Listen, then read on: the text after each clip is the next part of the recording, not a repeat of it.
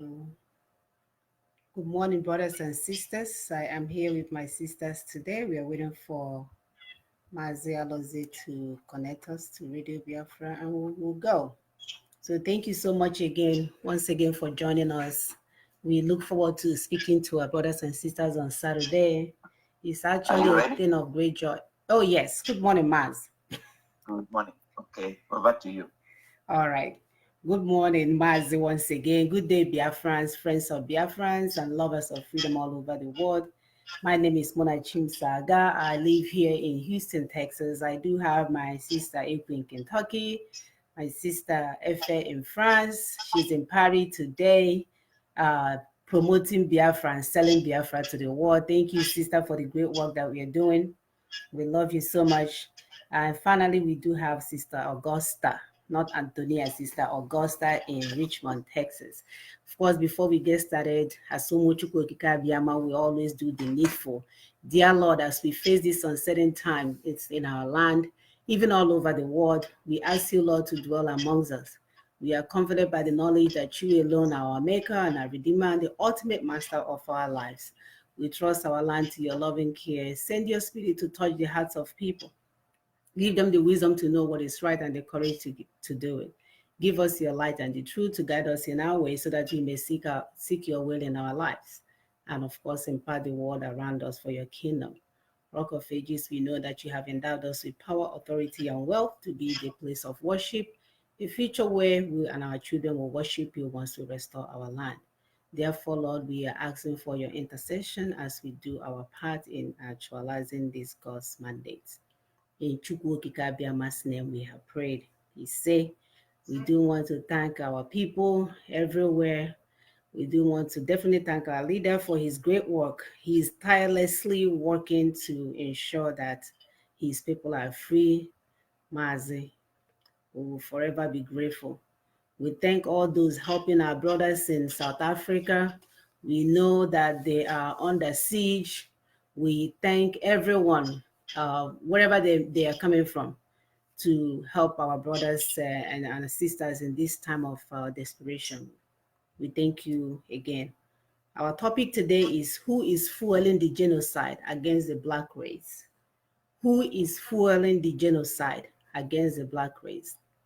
We all know what genocide is, which is the deliberate killing of a large group of people, especially those of a particular ethnic group or a nation. As Biafran, we've experienced genocide committed against our people during the Biafran War, and no one has been held accountable for this heinous crime all these years. But now, Black people are the ones killing themselves, committing the same thing that slave masters have put into them, killing their brothers for no just cause. What will cause another brother to turn against another brother? When was the last time you heard that white people are killing each other? In our culture, massacre and brutality is an abomination. And our forefathers regarded the killing of our people as sacrilege, especially the killings of innocent. We know that they do not want the curse on our land, as the children of God. They did this in order to protect our land because they do not want evil to reign. They did everything possible to solve conflicts before it gets out of hand. In our Igbo part of Biafra land, we have what we call Umonna, who acts as a mediator in the midst of our disagreement. All these things are some of the strategies they put in place to ensure equity and fairness, to ensure that nobody is killing another person. If we recall in our land, we don't even allow chicken blood to pour on the ground. We honor the chicken, we open the ground, hold it in a safe place, and allow the blood to enter the ground, and we'll close because we have such respect for blood.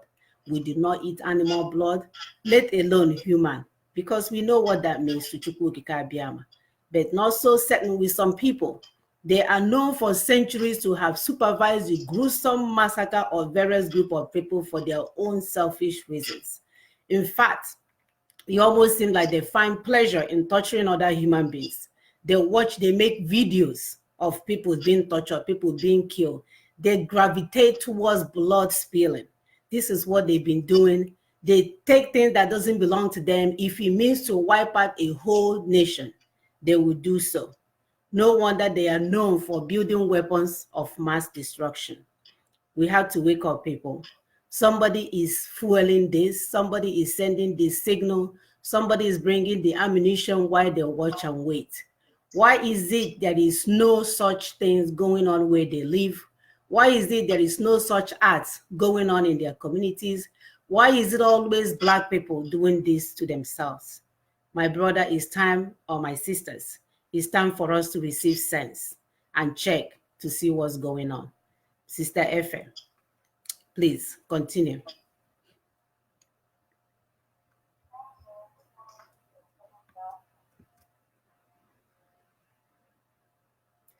You sound far.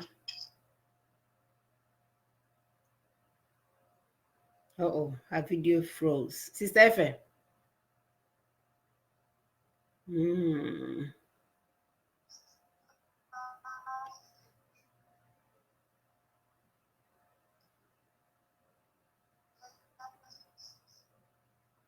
Okay, Sister Efe, we can hear you.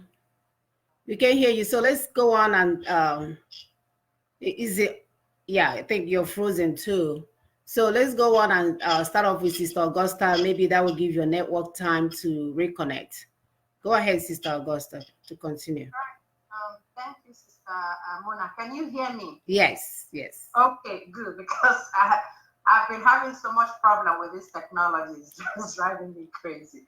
But anyway, thank you, Biafrans all over the world. Thank you, Sister Efe, Sister Ekwe, and Sister Mona. And thank Chuko Kabiama for us here. We come here every Saturday to discuss what is pertinent to our struggle. So as Sister Mona rightly said, who is actually fueling this genocide? Who is fueling this genocide? A whole lot of us know where it is coming from. But the fact is that, you know, we probably were too afraid to talk about it. We are too afraid to point and finger those that are for some reason best known to them. At the back burner, fueling this struggle, fueling the fact that we can kill ourselves with impunity and nothing would happen. So we need to think back. We need to think back. Which people went to Congo and chopped off the hands of little children, men and women. Chopped off their hands just to be able to get the natural resources that is in Congo. And guess what? One of the very, very prevalent natural resources they have in Congo is cobalt. This mineral is used in building some of these machines, some of these smartphones that we use nowadays. Mm-hmm. You can't believe what they do to our kids, to African kids, just to get that material. So who is fueling it? Which people traded blacks as slaves for over 400 years for free labor? That is massive brain drain and loss of generational wealth, which till today has not been compensated for. It hasn't. They have compensated for so many other things, but for the black race, that has not happened. Which group of people did that? We all know who is fueling this. Which people supervised the killing of 3.5 million Biafrans during the Civil War? We all know the people that are fueling this. We all know. Which grandparents made a sport entertainment out of watching lion and humans fighting? You remember the gladiators? There is this arena they built in those days. They built where a human being would be fighting an animal. Which group of people feel entertained when they see this lion tearing this animal into pieces? Which group of people? Which group of people use blacks as candle while they play games at night? That is lighting up a black man, and this black man's the inferno would become light to them. Which group of people? Who carried out the Jewish Holocaust, killing 6 million people? They were gassed to death. Which group of people did that? Which people crucified Jews on the cross, including Jesus of Nazareth? Which group of people did that? Which people killed all the disciples of Jesus Christ, including John, whom they threw into hot oil alive? He was burning like alive. Which people did this? Which people burned Joan of Arc for believing an angel spoke to her? I think it's during the Catholic Inquisition, Catholic Church Inquisition. Any little thing, you are killed if you have anything that is different from what they believe in. Who burnt Michael Sylvester's alive for denying Trinity? It happens. How about the Catholic Church Inquisition? Go back and read. You will see how it all happened. How they would barbarism. Who brought barbarism into the world? Shell and Chevron masculine in Ogoni land. Because people don't even understand how they have filtered into our system and decide to kill us. They don't know that. Or we are bringing all that out. Who masterminded the Rwanda genocide? You understand? Yes. In Rwanda, they found diamonds in Rwanda. And that was when people were killing themselves. Even a whole lot of Western world, they kept quiet, especially the United States of America, kept quiet about it. And people were killed and massacred. You see your brother killing your brother, you don't even know the reason why. Meanwhile, the natural resources from your country is being pilfered away into another country. In Rwanda, they had diamond. Which group of people did that? So if we look back, it seems the same set of people have been killing us. They've been killing our people in large numbers. It's the same set of people that has been engineering it. Now, let me ask you this question. Do you think they suddenly stopped? The answer is no. They have not stopped. They're still doing it. But this time around, they're doing it differently. They have gone underground and used some gullible black people to perpetuate this impunity.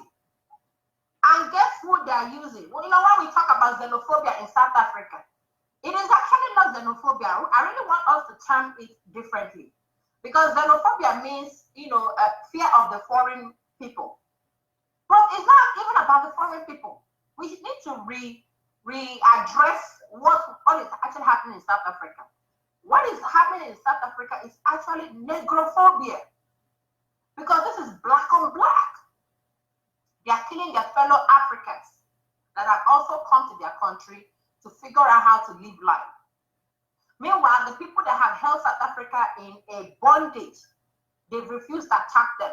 They're not attacking the Chinese in South Africa. They're not. They're not attacking the Pakistani in South Africa. No. They're not attacking the Indians in South Africa. They're not attacking the white men that just sat down and watched you go out there and kill yourselves. Guess who they're attacking? I'm sure about it. They are all brothers and sisters. Yes. Brothers and sisters. I'm sure they're all Biafrans.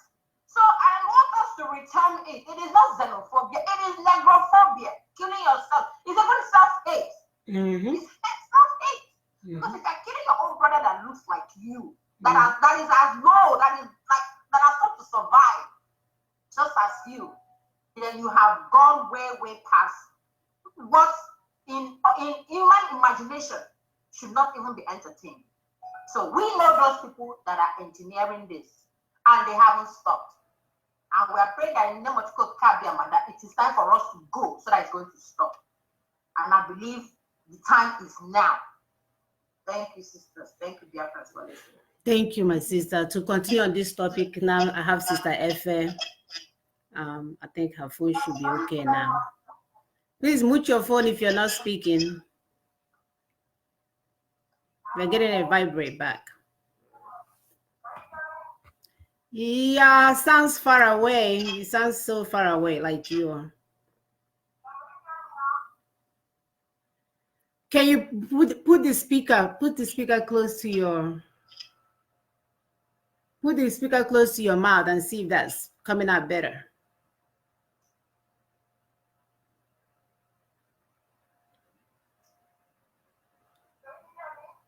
Much better.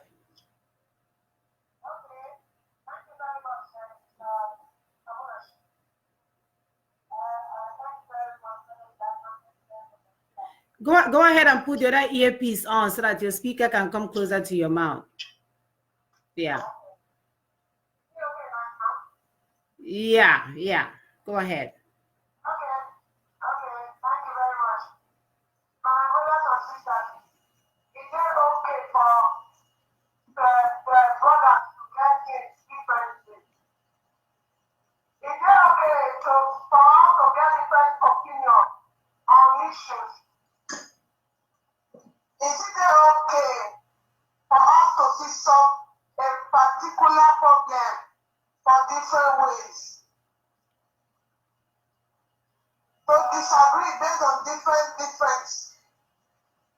see things differently than normal thing.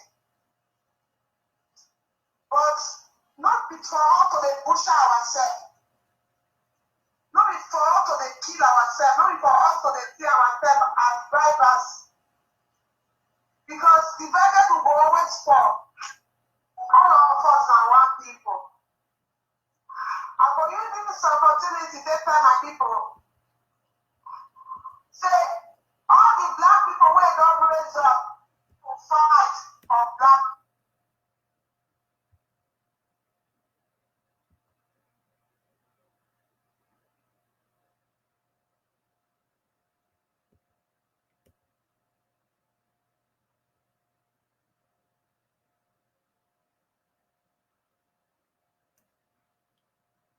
Sister Fa, we can hear you. We can hear you.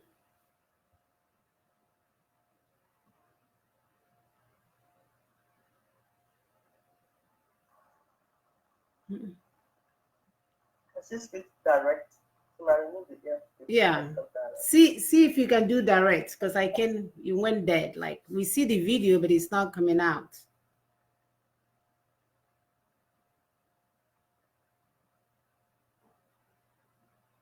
Go ahead.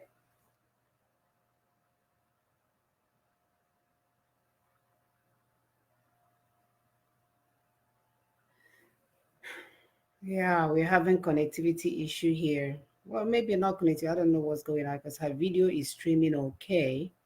So I don't think it's even coming from her video. I don't know what's going on with the voice portion of it. Yeah, your video looks fine. So that means internet connection is very good. I see you clearly, but for some reason the audio is gone. Sister Augusta, can you hear me? Okay. Sister Ukwi, can you hear me? Yes, I can hear you. Okay, so it's only Sister Efe that I cannot. Sister Efe, can you hear me? Yes? Yeah, for some reason I can't hear you. I see your picture, okay. Something is going on here. Okay, so let's not waste time. Hopefully we'll fix. Sister Efe, please go ahead and continue while we try to figure this out. Yeah, good morning, my people. Good morning, Sister Mona, Sister Efe, Sister Augusta, and our wonderful listeners, lovers of freedom, and even haters of freedom. We'll greet you as well. Thank you so much for this time. You come here every Saturday to try to reason together. We just want us to think deep, not look at things at face value. Don't just see something and believe this is what it is. Try to give a critical analysis of your circumstance, of your situation, of the things around you, things you're seeing. Think deep. Like Sister Augusta was saying, let's go back and think more so that we can follow the story to where we are today. Maybe we'll begin to analyze situations better. You see, so much seems to be going on the ground. So much seems to be going on underneath that you and I are not aware of, except we look deep down. How come when we push hard for Biafra, then xenophobia comes up? Anytime we push, we want Biafra. That's when they start killing Biafrans. Is someone trying to make a projection? Is someone trying to say something to us? That Africans are savages? That Africans cannot rule themselves? That Africans cannot handle freedom? That Africans cannot maybe govern a society? That Africa cannot have a nation? Is somebody trying to make projection to the world that Africans are barbaric? They can't handle democracy, that they are corrupt, they steal money. Meanwhile, when they steal the money, where do they take it to? Who are they giving the money to? Like my sister Augusta said, let's begin to ask more questions. Let's just begin to look at what is going on. in a more critical way. It's like the story they told us during slavery. They said they told the people that they had to still, take black people because their people are killing them. Their people are eating them. I know the people over here, they're not really that to understand certain things. So they told them that they are doing this slavery. It's like echoing back. Sister, if you mute your phone. Okay, thank you. Okay. So they told the people that they had to go and bring these people, that their people are killing them. Their people are savages. So they have to go and bring them. So it was as if they're doing a good work. So that's why slavery went on for a long time, and people did not even go to Africa to find out. There was no media. So is this something going on? Are people trying to say something? We say we want Biafra. We say we want a home, a nation where we can keep our people. And then you only maybe the one that is about to like a progressive nation. People are there behaving like animals. Is it that somebody is fueling this thing to pass a counter narrative to what we're trying to do? We need to think deep. Are there people sitting under the table playing us against each other like Monopoly, like when you're playing a game? Is somebody sitting down somewhere trying to manipulate certain things and make certain moves? What are they selling to the world? What are projecting? That black people do not get along with one another? That black cannot handle freedom? You see, the world is ruled by greedy, manipulative capitalists and imperialists. They have huge corporations in Africa, and they've divided Africa like corporations. You see, when they sleep, Africa catches cold. So everything they do reflects on Africa. Questions to be asked, more questions. Who is giving the Fulanis the impetus to massacre and drive us away from our land? What is this strategy? That somebody is making our land so unbearable that our children are running out everywhere, even when they know that when they get there, they might die. They run to Mediterranean Sea with bare hands, without proper anything. They go there and die. They chose that. Who is doing this? Even when they get abroad, when we get abroad, they hunt us everywhere. Some they kill as if they are stoning to death, as if they are stoning millipede. Some they roast alive. Some they tag drug dealers. Some they call criminals. And when somebody is a criminal, I thought that what you do is arrest the person, take the person to court. No, they will instantly roast them. They will do jungle justice. They will do whatever, finish it there, throw the person to death as if they are stoning millipede. Meanwhile, when we ask them to support us to restore Biafra, they play deaf ear. They play deaf and dumb. What is going on? Who is fueling all this thing? Who is playing us like Monopoly? What is going on? These are questions we need to begin to ask so that we don't just take things because some people say. How come when they do this thing, that's the one that will spread fast? Meanwhile, our people are dying. CNN is not saying anything about it. I know. Let me hold on for now, my sister. I know. Our people are dying and CNN it's not saying anything. It will not be on the news. No, my sister, all your questions are just burning questions because it makes perfect sense. Why is it that we're asking for freedom? Nobody wants to let it go viral and go on CNN and everywhere else. But once we see black people killing black people, then it will BBC, the evil channel entity, will show up and start propagating to the world that we are monkeys and baboons again. Whereas they are the one that is setting all these things up. I just don't understand how people are sitting around, the good men and women of this world are sitting around and watching these criminals. And by now, people should know that the British government, they are nothing but terrorists. Even the terrorists in, what is it called, in Saudi Arabia and all these Muslim nation, I think they may even be nicer than British government. Because British government been killing people for years, killing, stealing, destroying. At least the terrorists we just started hearing about a few years ago. What about the internal terrorism portrayed by the British government? Who is holding them accountable? To continue on this topic, Sister Efe, please go ahead. Hopefully your system is up and running.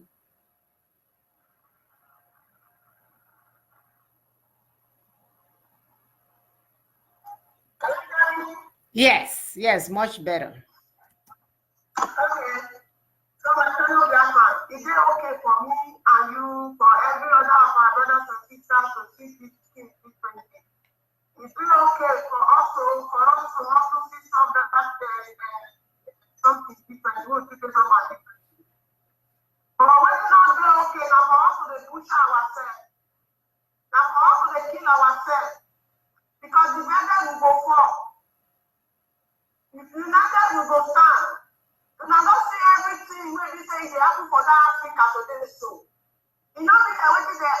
You know, they happen ordinary. You know, they happen ordinary. When I see everybody who don't stand up for all our brothers, they will not stand up for fight for Africa. See how long they end up. The one where they kill. They will still use your own brother, your own black brother. She said, do you something when you do even in Bali, it was that. We know how to also get arguing us, we know how to also see things from different points of view. Now, another thing for us to not agree when we come outside. We do business together, it don't end well. Now, another thing. Like, what is the apple for South Africa today? Now, when we say about South Africa, Morocco, and the Lord, their mother, they take away our job, they do this one, they do that one. They use that means now they push out their fellow car. It don't make sense. Because any other for us to see why they do this for stress, they look us. We don't have time that these people that is Satan, these people that is Satan. We don't see we call it the image of Satan. Like when this is let's we talk. He said they see us like say we know this govern ourselves, we know we take care of ourselves. You see why we tell them that Africa no go people themselves. My fellow Biafrans, my fellow African people, there is a conspiracy against us. Even when Jonathan and that president, when he say come for that, they will get interest of our people interest of black people when don't do something with this, or you go people so. We have seen anything happen to them. It's not bad for that case. When they come now, when is that yesterday so now? Mugabe now. Yesterday when he said I go that people now go so now. He's a dictator. I said, no, he's not a dictator. He's not a dictator. I said, he was nice before. I said, no, he's not a dictator. Why is it that anybody that wants to stood up to fight for the interest of that people, why am I always for them? And I'm not a dictator for that, please. So when they try to solve my fellow Biafrans, when we start to see ourselves like one, collectively, when we say war, because this is what they happen to them on a very big conspiracy against us. If we don't do the need to, now, let me tell woman of them, I won't put our thinking cap. Me, our thinking cap part of the work. We don't go end up where I say let's go. Because the future where they spend on the world today, because damage is most image of the black people. Then we put our thinking cap, most of the reason where the things where we say it will sponsor us, will help us as a people. Thank you very much. Thank you, Sister Efe. Thank you so much. Hopefully that connectivity will stay stable so that we are not missing our rounds. Thank you. So, Sister Augusta, please tell us when the barbarism and savagery started. Yeah, that's true. Sister Mona, are you hearing me, please? Yes, ma'am. Yes. Okay, good. Yeah. So the barbarism and savagery, where it started from. You know, initially I talked about the people, the group of people that started this, the group of people that are still instigating this, the group of people that sat back and are watching, sipping their coffee while we kill ourselves. So where did it all start? Where did barbarism and savagery start? Who is behind black killing black, especially here in the United States of America? Who is preaching self-hate to Africans? Africans hate themselves. Who is making that possible? Who is making you see yourself and you feel disgusted, for no reason? Who is making that possible? Who is creating artificial and man-made poverty in Africa? Yes, who is making that possible? Remember, they always use one of your own to deal with you. That is what happens. Who is keeping Africa poor despite all her land and human resources? Africa has gotten it all, but yet Africans are still poor. Who stands to gain from lack of infrastructure and factories in Africa? Who is making African children, especially Biafran children, migrate everywhere in the world? Who is making that happen? Who is making sure blacks are kept at the bottom of the food chain everywhere they go to? Yes, no matter the level of your education, no matter whatever you attain, you are still at the bottom of the food chain. Even though everything that comes from your land smells and speaks of wealth, smells and speaks of money, smells and speaks of moral attitudes and all that, but yet you are at the bottom of the food chain.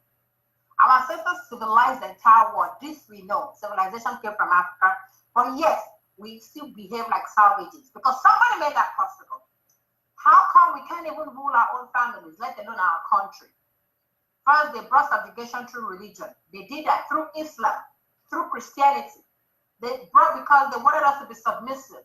They know we are God-fearing people. They know we love God. They know that at the mention of God, we are at attention because everything about God is sacred to our hearts. So they use the same tool of God to continue to subjugate us. And it's still happening.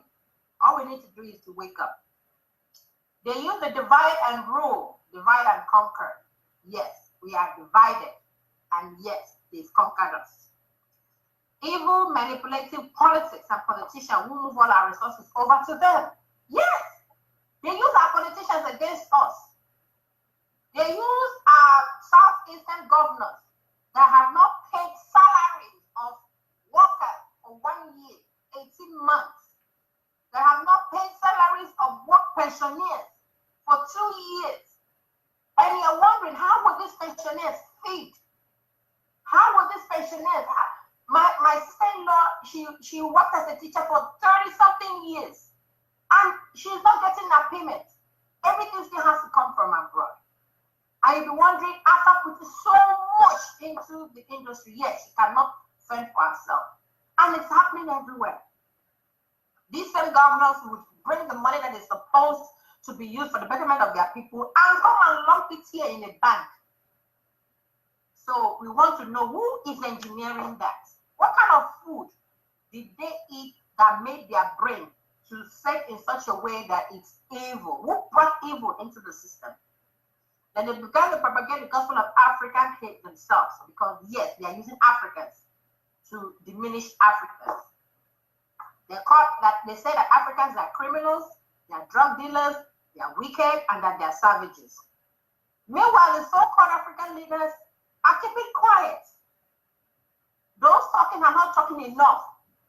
As by now, South Africa would have been placed under strong economic sanctions. But nobody's talking. The last attack shouldn't have been allowed to occur. And South Africa is not even relenting. They want to continue on these their stupid attacks. They want to continue to do that. Why is it that the world always allows evil to fester in Africa? Why? Rather than intervene, they will first sell us ammunition to kill ourselves. Then they will not sell us GM foods to kill the remaining, giving us cancer. All these genetically modified foods. To kill the rest of the brain cells. Yes. They will send it through Red Cross. They will send it through all these NGOs to come and pacify us.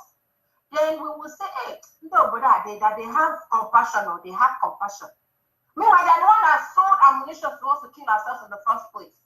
Sad, pathetic. So who is doing this? Which group of people is doing this? And why have they termed us as barbarians? Meanwhile, they are the barbarians. They are the people that brought barbarism into the world. They can kill and salivate when somebody is dying.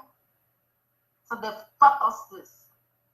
And it's time to allow our thinking cap, as my sister Efe said. We need to start wearing that thinking cap because it's very, very crucial that we do that so that all this nonsense will stop. And it will stop once we get Biafra. Thank you, everybody, for listening. My sister, again, you asked all the value question: who is fueling this? Who is the one giving ammunition? Who is the one not speaking for peace when there is disagreement or conflict going on? Who are these people that keep quiet, pretend that all is well, and then once we start killing each other, when they feel like they've sucked enough blood or they've seen enough blood or their land have soaked enough blood, then they will come out and play God and go, oh yeah, now let's go for peace. But you saw the conflict brewing, you saw the tension growing, you saw the killings going, you did not stop until you felt like you've sucked enough blood or whatever they are looking for in order for them to intervene. It's very pathetic. It's about time we Africans start thinking smarter. It's about time we start looking at things from different perspectives. It's about time we start putting our thinking cap on, really, overall, because if not, we are going to kill each other, and this is exactly what they want. In that case, nobody will say they did it. You guys did it to yourself. I was just here in my house watching. So let's be smarter. Let's be smarter than our enemies. Sister Efe, please go ahead and continue the rest of your portion.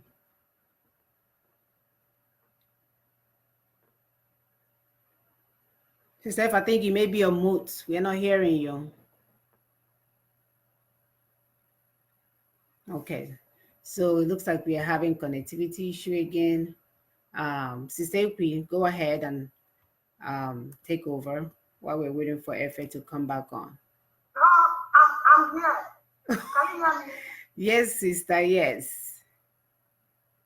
Yes. Something especially they go on with us, the fellow Biafra. Something especially they go on when we say we don't understand.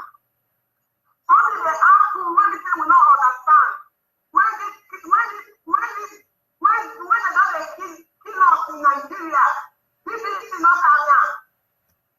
All these ministers, they don't carry on and say, see what they have to work, they are killing Biafra, they are killing Biafra youth, they are killing people in Azatu, they are killing people in Little Bed. They want all manner of people that come up for different regions. All these media, all these media, is not carry on. But this, when we get to the office, this year, they have to come from South Africa, they come and support their people, they call us so. Now, they carry on, the politician on the media, like, say, that says, one terrible people have to pass the one they say, don't have to go on to play us for people. Nigeria, is 2-3 years back, people see us in the street today.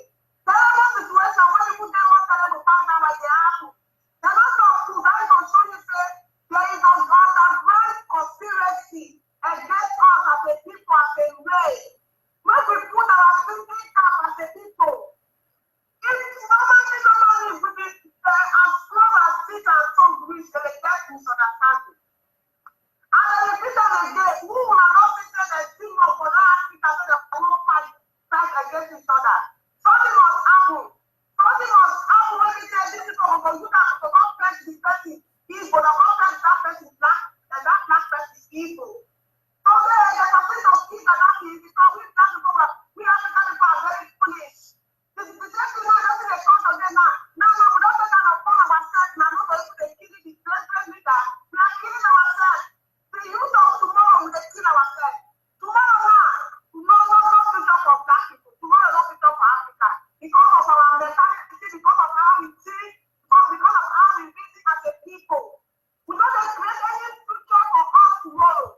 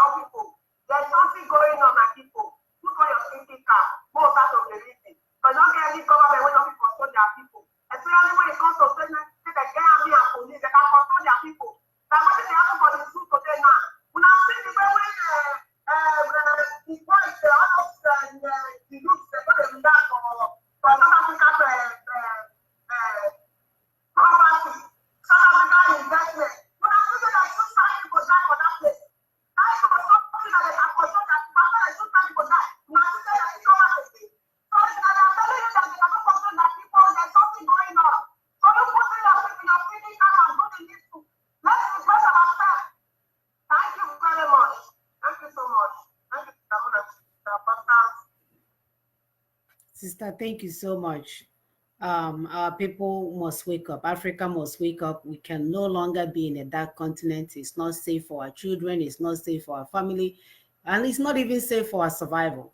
So we need to do whatever that we got to do. We need to get people of our like minds and start educating the people in your communities. Start waking them up to start asking these questions. Why is it that you're not killing the Indians in your so-called South African country? You're not killing the other groups, and you will kill your own brothers. Very, very sad. Sister Eke, what do we need to know as Africans? Yeah, before we tell them what we need to know, I think Sister Efe wants to address her people. Sister Efe, do you want to go ahead and address your people?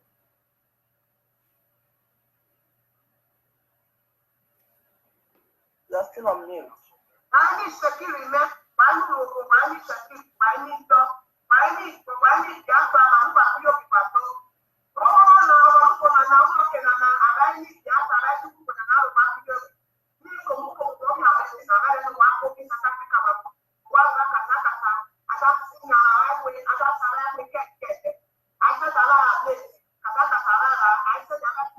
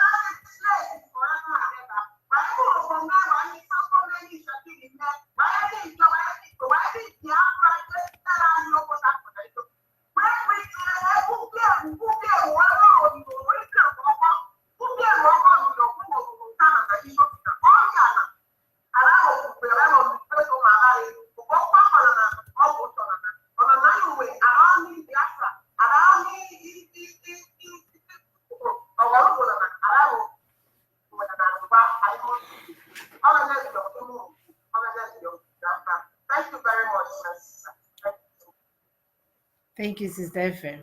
So, Sister Efe, go ahead and tell us what we need to do as Africans. Thank you very much, No. Sister Monachi. Thank you, Sister Efe, for that wonderful segment. You see, every part of Biafra is very important. Every section, every area of Biafra is very important. No area of Biafra will be undermined or forgotten or marginalized or anything like that, because we seek total freedom. So we take it to heart. That segment is important to us because we know that some of us do not understand the lizard language. And we want to be able to speak in our mother tongue. In Biafra land, everybody will speak in their tongue.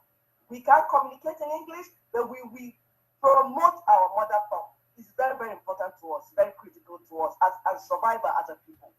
Thank you, Sister Mona. Yes, We need to tell our people, Africans, freedom is not given. You need to take this home. Freedom is not given. Nobody is going to give you freedom. Rather, they will plan, plot, and make sure you enter that deep hole. That shit hole they dug for you, they will push you inside and inside. Nobody is going to give you freedom. Freedom is taken by those who desperately need it. And you can see, Biafrans, we are fanatic. We are about freedom. We are fanatical about freedom. We are fanatical about Biafra. We will desperately take Biafra. We will take Biafra. That's a promise. And when we take it, it will be a trigger to every African man to go get his own freedom. That's why we want you to support Biafra restoration.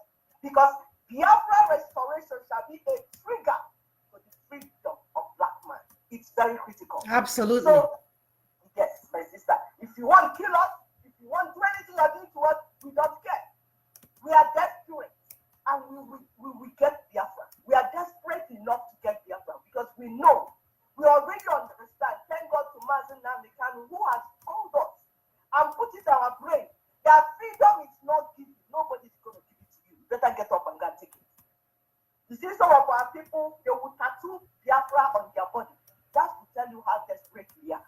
We will do everything to market Biafra to the world because it's a good thing to do. Yes. We don't know what our southeastern governors are doing, whether they're speaking from both sides of their mouth. Today they are black, tomorrow they are white. We don't care because we are the people. What they say will not tell us what to do. We are people, we make our decisions, our destiny is in our hand, and we're ready to get Biafra. We have called on our people before now to relocate their businesses back to Biafra land against all odds. We know it's not easy, but we need to push. We want to also help those that are not able to go back home. If you have your brother or sister in the northern part of that zoo country, or in any part of Africa where it's so dangerous to live, and you know they don't have enough money to go back home, please, we plead with you to assist them to relocate back home. If they are carrying house Fulani to go and deposit in our land, how much more the owners of the land? Some people say it's not safe. Meaning what? Is it not safe for you to die and be roasted in South Africa? Is that what is more safe? Is that what is safer? For you to be roasted in Angola? Or for a small boy to carry a giant stone and break the head of a Biafran man? A full-fledged Biafran man. When you know that one Biafran citizen is equal to millions of naira or millions of whatever currency. One person can feed an entire clan. Now one small, little, misguided, devilish boy will carry a giant stone and beat his head. These are all the things we are seeing. Since they deliberately want to disperse us, we need to deliberately gather together. We need to be intentional about it. We need to make deliberate attempts to come back together irrespective of our differences. We speak in different tongues. Though we speak in different tongues, though we have different mindsets, see things differently at times, but we have a common enemy. And that enemy is about to destroy us. And part of their strategy is to disperse us from our land. So we must come together and move back by force to our land. They are moving us out of the land and putting Fulanis back in our land. The only way to turn against that trend is for us to forcefully go back to our land. Let's take our people back to our land, help them to settle down. For those who want to still stay in the dangerous place, you need to protect yourself. Since we don't have Biafra house yet, we don't have embassy yet, which we have been advising people, we Mazi, our brother Rabbi was talking about it today. We have been preaching about it. We need to start having Biafra houses, especially where we have a lot of, because maybe we might not call it embassy yet, we can call it Biafra house. We are like a safe space for our people, a safe spot for our people, so that in time of danger, in time of trouble, our people can run to that place. If we can have Biafra house, we can have an address which our people will be aware of. You tell our people secretly, privately, if anything happens, run to this place. So that when our people gather there, they will come together and have a black power, what we call black power. That means, because they say, when you stand alone, somebody can get you and corner you and destroy you. But if you stand together, it's very difficult to destroy you. So we find a secret, safe place where we could come together. That's for those that still want to stay in the dangerous areas and then be able to defend ourselves. Apart from that, we also need to start forming strong corporations, business, because they're using money to get us. They're trying to give our people small money and then take over these businesses, make it impossible for us to go into certain businesses. Then we should come together and form corporations. If you want to go into the business, like maybe car industry, transportation or whatever, form associations, form corporations, put your money together and go and take over that section so that we can use it to help our people. We want to begin to destroy this, our individualistic way of seeing things, these tendencies, selfish tendencies, because that's not who we used to be. We used to be communal people. We come together. That's why in our languages, you hear different things like Iwebike, trying to teach you that if you are alone, you might be destroyed. And another Biafra language will say, Azukego. That means that people, you having people is more important than wealth. So it's time for us to start building black power, be it in business, be it in politics, be it even in religion. Because we know, like my sister Augusta said, they came at us with different things. They used religion. They turned the Bible upside down. So it's time for us to begin to teach our people the right thing. We know the right thing. We can study the Bible. We know the right thing. We know the time they smuggle small phrases into the Bible. If you read it, you will see it. Once you see the one that is looking strange, know that they smuggled it into it. So begin to teach our people to remove such things from scriptures, because that's not true. Let's make it impossible for strangers to penetrate our unity. Let's come together and form this strong bond in every aspect of life, making it very difficult, absolutely difficult, for a stranger to come in and take advantage of us. This is the time to do it. All hell Biafra. All hell Biafra, indeed. It is the time to do it. My brothers and sisters, I don't know if you guys understood exactly what my sister is saying. We do need that place, Biafran house, Biafran location, Biafran place that we can meet. So that everywhere we find ourselves all over the world. And this is not the information you call Radio Biafra. We are meeting over here. You know, if anything happened to you, come here. No. This is something that you go behind the doors. And you guys know, every Biafran anywhere should know where is a meeting place in case of an emergency. So that if there's any instability, anything going on, everybody, all road will start leading to that location. So please, it's important. It's really, really important that we do this. We cannot continue to be the suya on the street for anybody or any country for that matter. We cannot be the sample that they will use to show how to stone people to death, which is something we heard in the Bible. And we imagine how in the world can that happen? Our brothers and sisters are being used as a sample to show the current population or current people how it is done, which is so sad. We can't even watch it. So we are ready to take phone calls. If you have your contribution, please call us on WhatsApp. You can call this number as WhatsApp or direct is 1 or +1 281 643 7283 +1 2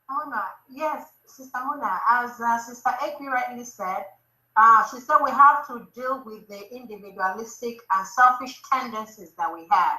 And this is what is ruining Africa as a whole and Biafra, if I must say, it is ruining us. So let's take away that it is mine and I alone, and come together and become communal, become communities once again. Because this genocidic, xenophobia, whatever, xenophobia, would not have gone to this extent if the African Union had spoken against it. They kept quiet. They're working for the slave master, my sister. Exactly, because they're working for those. Remember, we kept asking, which group of people did this? We kept asking that question. And of course, we all know who they are. But the African Union kept quiet. And they allowed a young man roasted alive. I don't know if you all saw that picture. That graphic picture has not left my My dear, very traumatizing. Delete it, unsee it, and everything. It can't leave. I saw a man using stone, this big stone, on another person's brain, another person's head. And I'm wondering, who did this to us? Who changed our mentality? Who changed who we are? What did they put into our DNA? Because this is not who we are. We're not like this. Who made it that you can kill somebody and you will be so happy doing that? And guess what? The one that hurts me so much are those that are videoing it. I know. Those that are taking pictures. And they're putting money in whatever they're killing. What the heck is wrong with us? When did we lose humanity for crying out loud? It's disgusting. When did we lose humanity? And they were snapping, taking pictures, allowing somebody to be killed, allowing somebody to be roasted like a hooker. Even a hooker is not roasted that way. Nothing is roasted that way except humans. Nothing. Honestly, it's not roasted that way. There's some pressure put into it. And somebody is adding cardboard paper so that this guy will burn. And the guy could not even help himself. If he didn't know how to take off the shirts on him. Oh my God, and they were watching. And I saw another elderly woman that her breast was falling flat, carrying a stone to stone another person. And I'm like, I don't know what is wrong with Africans. What is wrong with us? You gotta stop. Because we're not savages, we are not barbarians, we are not. Whatever they did to us, let us get our brains back together. We're not, this is not who we are at all. This is not who we are, and it's just got to stop. It's got to stop. Sorry, sister, I'm a little bit emotional because each time I remember these pictures, I cannot delete it. I've been trying to open my brain and remove all those pictures, but for crying out loud, it's not going. It's tough. We got to stop. Africa got to stop. Or you people stop sweating us. We don't need it. That is not who we are. Stop messing our brains up. Stop telling us that we can kill ourselves and get away with it. After all, God said that shall not kill. And why are we killing? Why is there negrophobia everywhere? That shall not kill except if it's a black man, then you will kill. That is not we should not even call it xenophobia. We should call it negrophobia. Because it's self-hate. It is self-hate. When do we stop this nonsense? When? When is it going to stop? Who's going to even help us stop it? Because, but we know that once Biafra comes, all this nonsense, we all go back to where we came from. And nobody will come and maltreat us anyhow again. And that's why we're looking for Biafra. I mean, Chukwukabiama's name is going to be here. It's actually here already. We're just trying to put some things together. Thank you, Biafrans all over the world. Thank you, Sister Augusta. It's very heartbreaking. It is very heartbreaking as a mother, as a sister, as a friend, as a colleague, whatever it is, for another human being to suffer that fate. And this guy, you can see him, it's not even like he's eating too much. He looks like a toothpick. So God knows how long he's been suffering, and then his life ended that way. And this is the question that we're asking. So don't you think if your life is going to end up that way, shouldn't you be using your life to make an impact somehow? That one day you wake up, somebody will roast you. And here you are, you're dying, you're self-preserving yourself for somebody to go and roast you. Shouldn't we use whatever we got now to fight for our freedom? Whatever life we have left in us to fight for our freedom. Shouldn't we be thinking along those lines? Because we don't know how it's going to end. Are we talking about our brothers and sisters? I remember us having a show here telling our brothers and sisters, if you have businesses out of Biafra land, divide it into two, 1/3, 1/4, 1/5. Take one back home so that if anything happens, you will have something to fall back to. We are not, it has not been easy. We know our Biafran brothers and sisters, especially for those of us in diaspora, you guys have done numbers on us. We know a lot of people here that have spent a lot of money taking their life retirement to send back home and nothing came of it. But again, when you think about it, it's the system that they put in place to ensure that nothing works in Biafra land. So at least now we know. They make it impossible. If you're running a business with fuel, God help you, you will never survive. So all these things are the things that we have to start being systematic about and actually strategic about. So that when we push such businesses, we should understand those things, those roadblocks set up by our enemies to make sure that it doesn't work and try to overcome it. Because that's what we do as Biafrans. You give us a roadblock, we'll innovate another way to bypass your roadblock. So I'm betting that the reason why there's a problem in Biafra land is that people they haven't come to terms here that the zoo government do not want them to survive. So that when you open up any kind of business, you start from managing what are those roadblocks that will cause the businesses to fall or to fail. In that case, our brothers and sisters overseas will be comfortable because the resounding story is that when you send something home, you might as well just kiss it goodbye. You're not going to get anything out of it.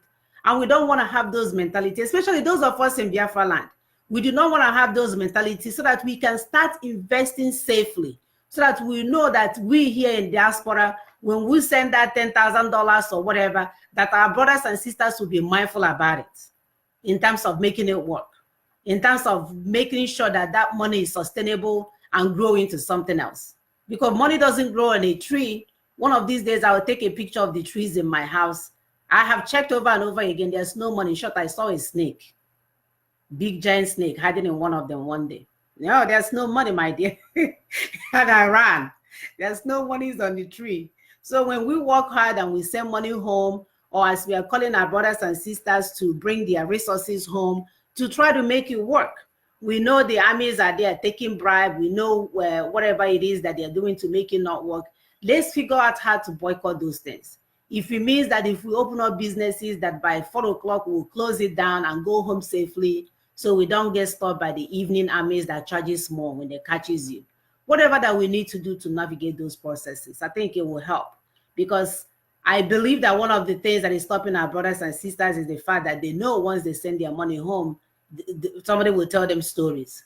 So now we've developed this attitude, let me keep it here, managing myself, because I send it home, my brother will squander the money, my sister will squander the money.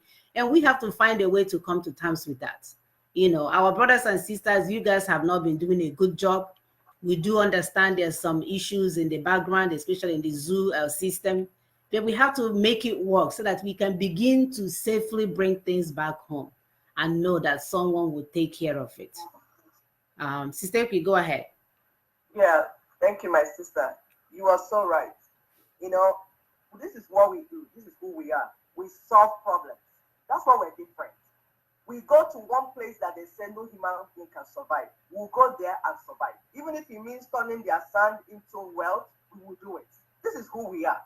It's just like you said, it's like our people have not just understood that there's a system put in place to destroy us. Once we are able to understand it, we will understand what we're up against. So when we now get home, we will not just transfer business and move away. Like I told some people here one time ago, I said, if you're not ready to supervise that business, don't move it yet. So you're going to put in place things that will make it work. You will go that extra mile. Those roadblocks, you will think in your brain, because I know we are very creative people. How do I overcome these roadblocks? What do I do? Like my sister said, if it means you have to close at 4 so that your workers will go home early, that's okay. I remember what happened to work somewhere that there was too much traffic. So they let us resume later and close later to avoid the traffic. So we still have that time. So you have all these things to put in place. I saw one of the videos where somebody's maybe over 20 vehicles, they are bumped. And somebody was making the video and said, the one leg, the first shop, one leg, you know. Imagine if that business was sold and the profit put into Biafra restoration. This restoration would have gone far. Then now that entire business is wasted. Nothing salvaged from it. Gone. Where we will just pray that God will keep the brother that owns that business, that will not go into one type of depression or serious sickness. So what we're saying, we are making points. Don't say, it can't happen. Please, if they are moving Fulanis to our land to go and do shoemaker, do all those things, let's find a way to move back to our land and take it over. Thank you, my sister. Absolutely. We have to be strategic in all that we do. Again, our number is 281-643-7283, 281-643-7283. And for those of you overseas, it's of course +1. And also there's another number here, 774-338-0942. You can also reach us on Messenger, Biafran Women Show, on Messenger as well. So those are the 3 platforms how you can reach us. So thank you guys for listening. As I said, we have to find a way to ensure that our safety is of paramount. You know, we have to make sure that people understand that businesses, if you die, businesses will continue. You're dead. So your safety is paramount. You have to ensure that there's a backup plan when something happens. So let's begin to put those things in place. Let's begin to put, because it's not safe. A lot of us will say, oh, you're here in the United States. I'm telling you guys, if the United States becomes safe or unsafe for me, I will begin to make plans. Even as it's still safe for me, I'm still making plans. So there's nothing wrong with having a backup plan 2, if this one fails. Like Sister Ekwi said, the guy whose car business was burned down, where does he even begin? It's not like here where you have insurance. Because if you're running a car business, you have some type of insurance that if something burns in, they will just write you a check. So hopefully our brother in South Africa has such access to insurance. So we really have to understand what is going on. We really have to understand what is fueling this genocide against our race. We really have to start asking the intelligent questions. We really have to start finding a way to connect with each other, finding a way so that we don't go, oh yeah, you're from Kenya, you're from Ghana, you're from whatever. The same way these other people see themselves as the same, we have to find a way to see ourselves the same. Because with that unity, then we can form one alliance and go after a particular enemy. As long as we are divided, we are in trouble. Anywhere you see divide and rule, nothing works. Nothing works because you begin to see each other as a different entity, different units, different whatever that it may be, associations, and then you begin to fight. So let's find a way to make it work. Let's find a way to make it work. Use the democratic process, which makes everybody feel like things are done, you know, in fairness. When you say, oh, let's vote, majority carries the vote. And if you feel like your ideas or whatever were not taken, you go and organize next time and give people reasons. And that's another thing. Dear friends, we don't just do things. We need better. We need to understand why we are doing what we're doing. So if you offer them that, they may be on your part of the section the next time. So let's just get this thing going. Sister Efe, do you have something to add while we're waiting for phone calls?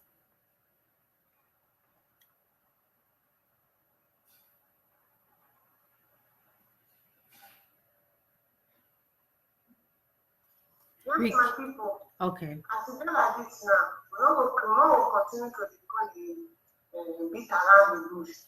Because if we don't realize ourselves as a people, they say now how to get express bed, they say it is like food. If you want to get your something, you can pay to wear for ground. Let them not get like you call them, we don't ask them to wait. So now how we take stand as a people, how we take put our thinking cap as a people, how we take out the reason as a people together, now we can do what we do. So all this information when we get pass out, so Don't just listen and just go away without put out for practice or try to implement one or two.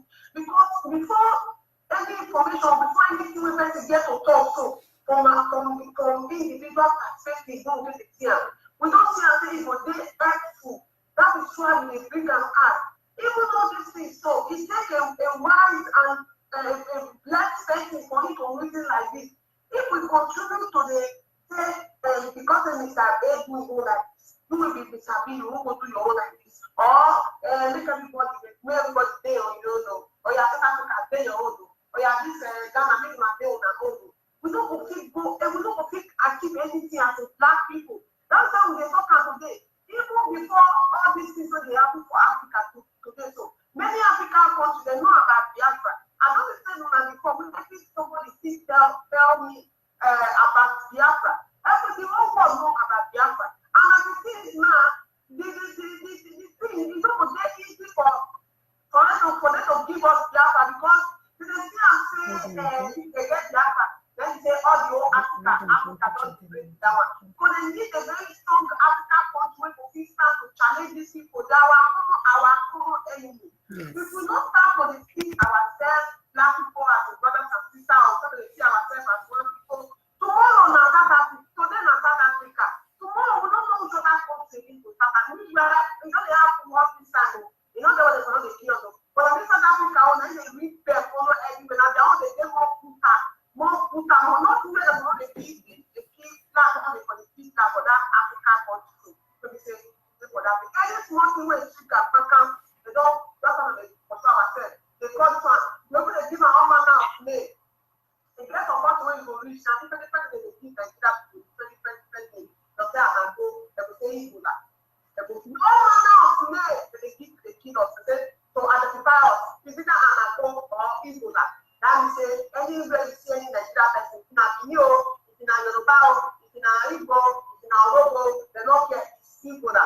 Kill Ebola. They will start to be killed. So we need to start to think as a people who put our thinking down. What about the reasons beyond? Start to reason beyond. There are a lot of conspiracy. There's a lot of something suspicion that we not there available for the just ordinary man to understand. That's why they bring us to the notice of the people. They bring us to the public for them to be aware. Because they say information is power. No one gets all this information and try to act with it and see how it can be of help to us as a people. When they do something with person, they show another group for us. Without anybody can black person. Even if they show you negative side, try to give them you positive side. If you go and go to if in a human being and if in a human being and God is if you go and go to now this way will be impact for our fellow blacks' life, will be impact for their life, for them to want to think positively, for them to want to identify our common enemies. Thank you very much. Thank you, Sister Faye. You guys will not believe your African sister here. Our phone was turned off, and I'm telling people to call. So anyway, I just turned it back on. Sorry, viewers. So the phone is back on. I did not realize it died completely and turned itself off while it was charging. So it's on. Please give us a call. We have a sister. Sister, your name and where you're calling from? Yeah, my name is Sister Nena Biafra. I'm calling from Calgary, Alberta, in Canada. Welcome, sister. And I come from Imo State, Nigeria, in Olu province. Well, the topic we are discussing is inexhaustible topic.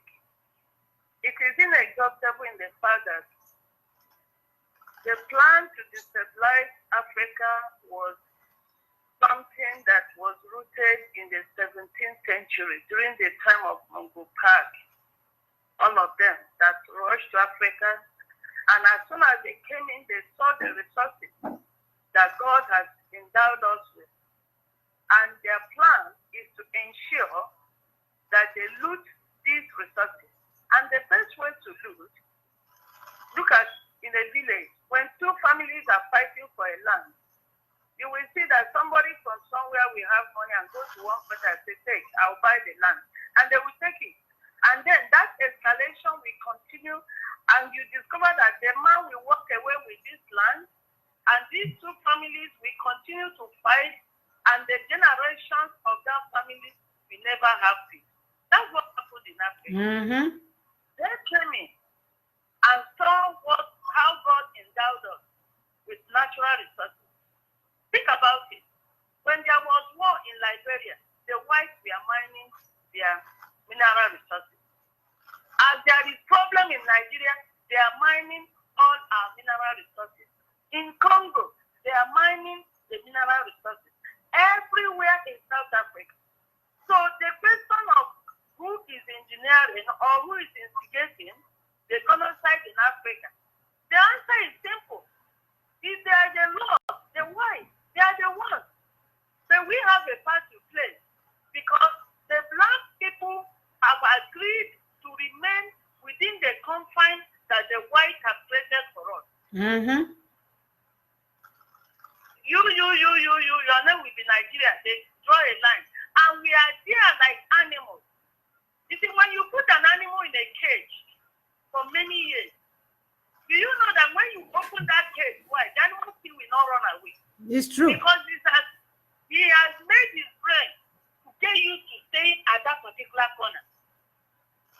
The God raised a man in the name of Mazi Nnamdi Kanu, who the Almighty God, the Elohim, have raised to come to Africa and remove every boundary so that we can be one. When Nnamdi Kanu tells you that, oh, if Biafra comes, it will be a manifestation of the black spread, it's not a joke. This is the reality of the situation. Can you imagine in South Africa? Somebody just sent me an article that was written, I don't know the year, that Nigeria spent something billion to ensure that South Africa was liberated from the apartheid. Mm-hmm. Yes. I also had Malami speak in their parliament, lamenting the same issue we are talking today, the invisible barriers the whites have placed on us, so that we can fight each other, and then we sit down and relax and enjoy. The South African is looking at the Nigeria as an enemy. But the white man that put him in cage for over 300 years is a friend. The Indians came to South Africa. The Chinese, all of them, all what they are doing is looting the resources of South Africa. There is no Nigeria that is a coal miner owner. There is no Nigeria that has gold mining industry in South Africa. They are only in the streets of South Africa selling their shoes, their shirts, their belts, their wares. I know. How could some people be your enemy? But the man that is mining the gold and looting it and sending it to wherever and paying tipping to the government to be your enemy. The day you transfer your enmity to your brother, who is even supporting you, your day-to-day. So it is a very serious case. That is for the white. There are also blacks, our brothers and sisters, who are causing this genocide for us. Think about it. If Nigeria is a country that uses its resources to take care of Nigeria, build industries where young men will work, where they will no longer drown in the Red Sea, in the Atlantic Ocean, where they will no longer die in desert. Those men will be in Nigeria working and making their living. Mm-hmm. I can't imagine a young Canadian who will finish university and his next thought is, which country am I going to look for greener pasture? The pasture in Canada is so green. It's so green that there is no other where you get any other greener pasture. I know. And they all remain there. Mm-hmm. They all remain there. They are working. They are marrying. They are increasing. They are thriving. The old people will work, and as the great government will look after them. They are in old people's homes. They are being fed, place pyramid, medication, free, everything.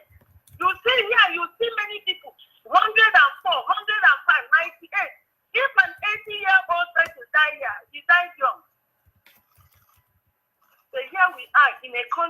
we have the greatest resources any woman can know, given to us by God. The cabal tap on it, and they are mining the oil, and they are enjoying it.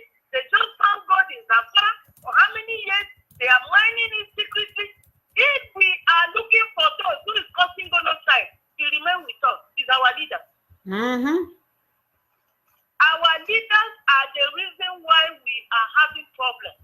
All those boys that are in South Africa, if Nigeria is okay, they will be here enjoying themselves.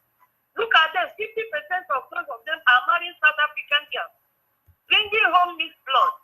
That is the problem we have. But one thing that I know, the God who hears our prayer will give us Biafra, so that from Biafra, Africa can rise. So that from Biafra, we might not go to every African country and say, do what we are doing. No, all what we go to do is to come and say, what are you guys doing? Let's go and replicate it in our country. And that's not what it takes. Look at what is happening in Israel. Just a 70-year-old nation. 70-year-old. Today, Israel is the world leader in agriculture. Israel is the world leader in medicine. Israel is the world leader in technology. Israel is the world leader in anything. Warfare, weapons. Other nations are rushing, they are signing treaties, replicating what they are doing, right in their country, buying. So this is what Nankani is saying. Nankani is not going to be walking to all African nations and say, come, no. They will come and see what we are doing, and they replicate it, and life will be better off for Africa. Until then, genocide continues. May God help us. May God help us indeed, my sister. May God help us. Thank you so much for your contribution. You had good points. People, we have to wake up. There is no other way to go about it. We have to wake up. We have to wake up. On Africa. If we don't do anything now, our children will have to fight this injustice for us. They will have to fight this war for us. So we have to do the needful. We are calling on brothers and sisters all over the world, any part in Africa. If you consider yourself an African, this is the time for you to rise up and start having that discussion and start having that talk with your friends, your families, and begin to ask them what their views are when they see when they see the African brothers and sisters, because they always have something. I used to know this girl from Kenya, and she had these things that she called them Nigerian, of course, that they know how to make money kind of thing. So every girl in Kenya wants a Nigerian. Call out your name and where you're calling from. Yeah. Call out your name and where you're calling from. Oh, gee. Okay. Can you hear me? Hello? All right. So we lost that caller. Sorry, guys. I didn't know the phone was off, so I just turned it back on not too long ago. So, Sisekwi, please go ahead with your contribution. Yeah, like my sister was saying, we need to restore Biafra. You see, Nigeria has done us bad. It's coming down. So we're not even mentioning it. We're not talking about restructuring it, or that name has to be reiterated. So it's Biafra all the way. And we will restore it by ourselves. And that's what we're saying. Like our sister that called, do you know that these people that have these corporations abroad, do you know they still pay tax to their government? They don't pay tax to the government that is having the corporation. They pay tax to their home countries.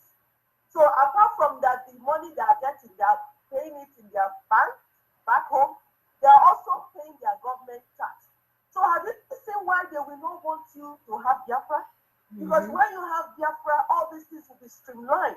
All these things will be checkmated. So if you're waiting for them, they're not that holy. You have seen when my sister Augusta talked now how they were burning people alive. They're very barbaric. They're not that holy. to come together and say, oh, restore Biafra. No, they're not that holy. These people are not holy. So we will restore Biafra by ourselves. They know it's going to affect them economically. This is economic slavery. That's what we are into. They did the other one. This one is economic slavery. And they will continue to do it except you and I stand up and take our freedom. We will be intentional about it. And like Sister Muna always says, we're going to be strategic. You will not sleep and wake up, then Biafra will come. It will come like that, but some people have to work at it. So if you are sleeping and waiting, when you sleep and wake up, Biafra will come. Know that it will not drop from heaven. That some people, we are on their knees, strategically doing certain things to make it come. And we are calling on you to be part of it. You listening to us, even if you're Biafran or you're not Biafran, because we have said that restoration of Biafra will be a trigger to the restoration of black man. You see, you should work towards restoration of Biafra. We're just saying like one thing is leading to another one. So far you are fighting against Biafra restoration. You are holding yourself down on the ground and you will not move any inch up. So if you want to be free, join us, support us the way we supported the end of apartheid. Support us to restore Biafra, then you will be free. Thank you very much. Please go ahead, caller. Thank you. Thank you so much. Caller, your name and where you're calling from. My name is Chinyere Apu. I'm calling from Houston, originally from Mpa in Abia province. How are you doing, my sister? All the mama, my sister, all hell Biafra. All hail Biafra. Ndewo. Thank you, my dear sister, Sister Faye, Sister Augusta, Sister Mona, Sister Avery.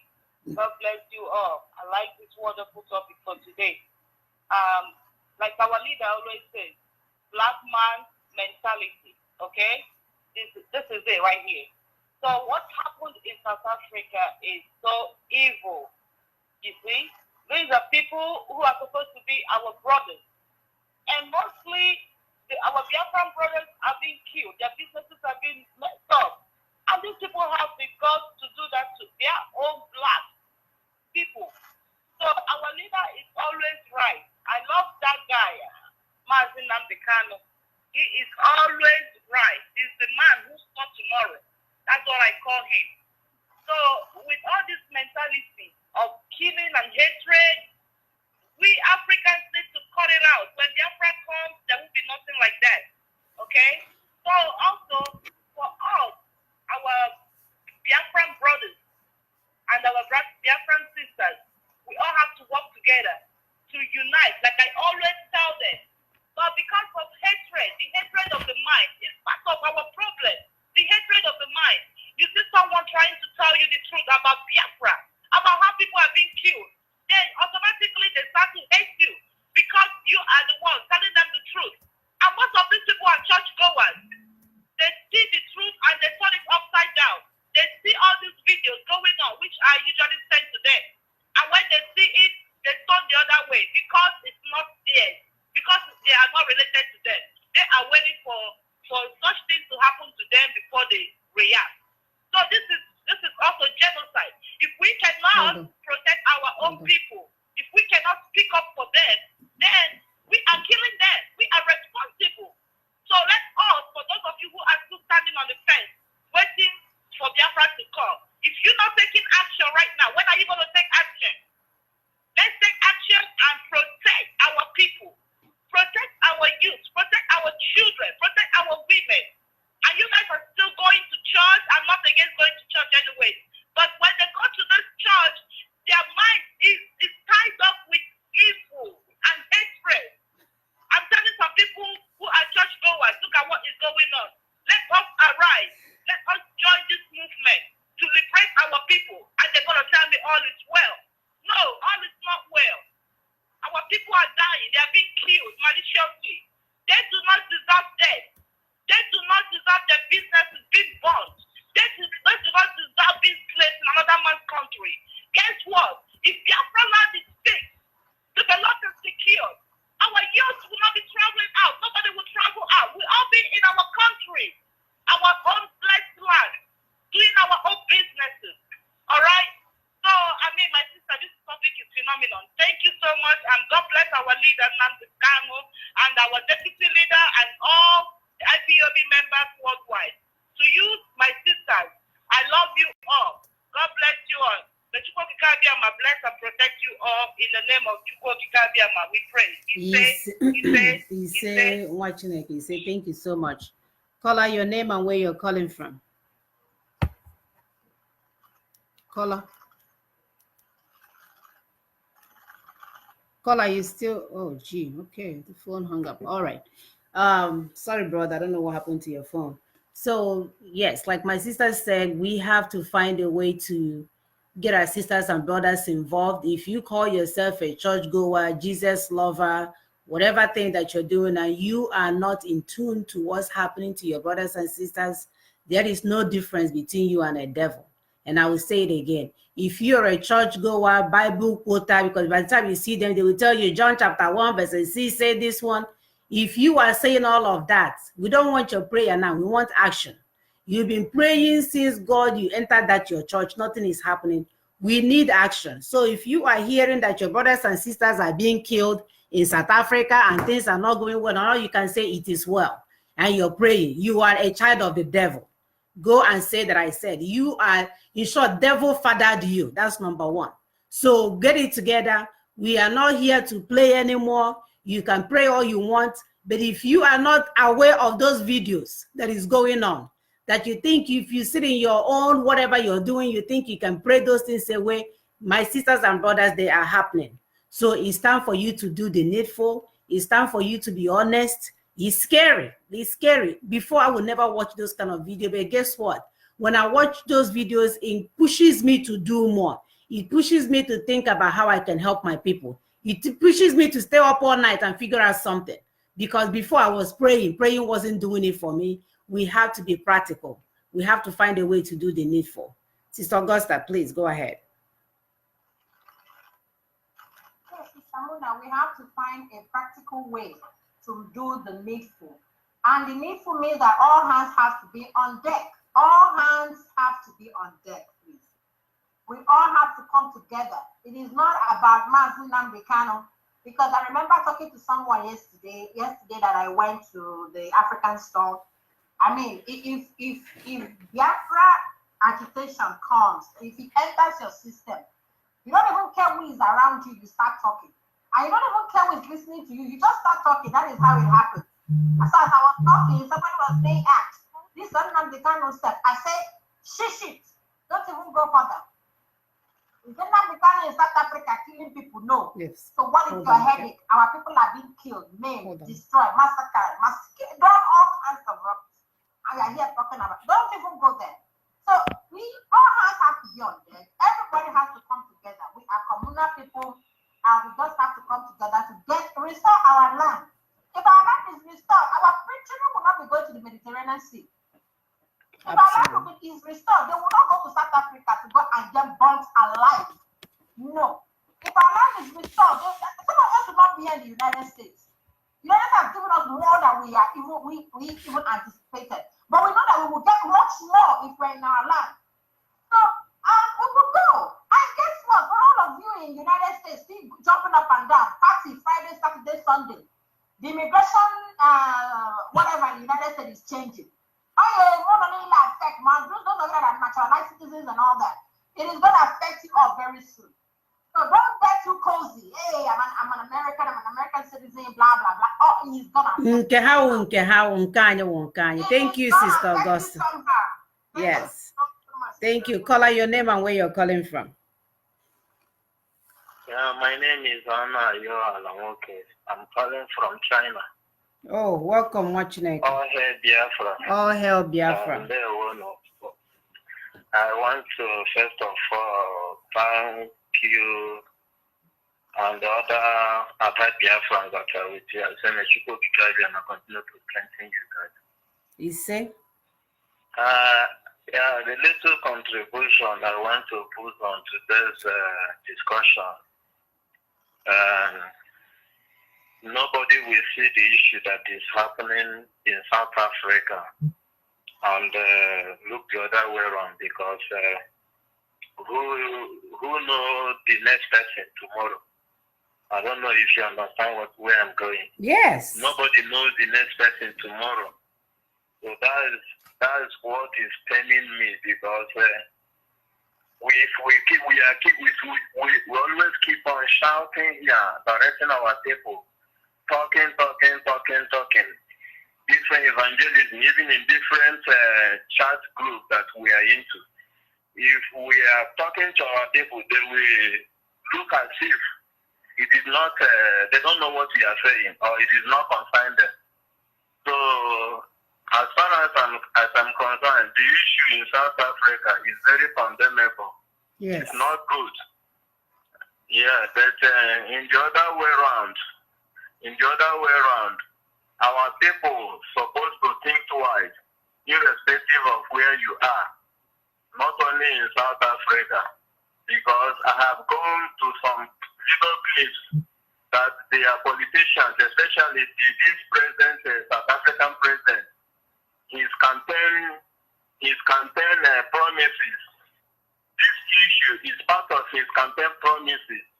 And after the incident, the deputy police commissioner defended their people based on this thing. So where I'm blaming them is that they're supposed to do it in a civil way by using their police or hiring their cars in order to drive the foreigners than using ordinary touts in the street to be killing people. This is where I'm against.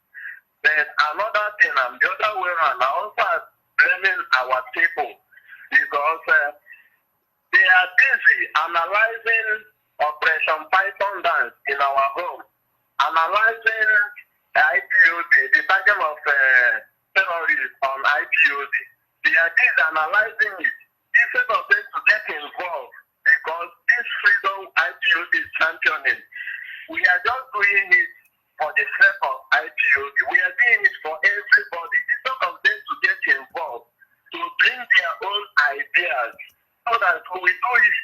I want to tell us today, if 80% or 90% of we living abroad can join IPOB, believe you me, while we are waiting IPOB leadership and our leaders to do their own part, that I think by now, even we will put one pressure on our politicians to drive away those Fulani that is causing our mother in their farm. So this is where I'm getting concerned. Our people will just stand on defense, analyzing the death of their fellow human beings, especially the ones that happen at our home, especially the victims of Python dance. They are busy here abroad here using those victims to drink beer in beer parlors instead of them to join hands and do the needful. Yes. Now it's no more Python dance in Biafra land. It's another place. Python dance in South Africa. Yes. Tomorrow it can be in America. Tomorrow it can be here in China. Here I am. And I also tell our people, look, see what is happening, see where things is going. Let's come in, let's join our hands, bring your own contribution, so that we will do this thing and get out and escape this calamity that is coming. They feel reluctant. So this is where, let me just stop here to allow other people to add their own views. Thank you very much. May God bless our leader. Thank you. He said, thank you, Washington. I think the point our brother is trying to make here, that we should not be sitting around when something is happening.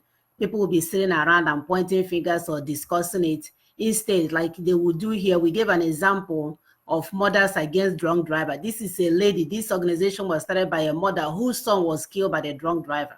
Now they have changed the law. If they catch you drinking and driving, you will go to jail. You will lose your licenses. So you being impactful or being, how do I say it? Using something bad and make good of it. So we Africans, my brother, you made a good point. We love to sit and analyze and point fingers.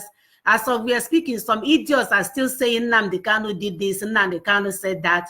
They are not thinking about or saying what their southeastern governors are doing, the Fulani headsman in their backyard. They are busy talking about nonsense.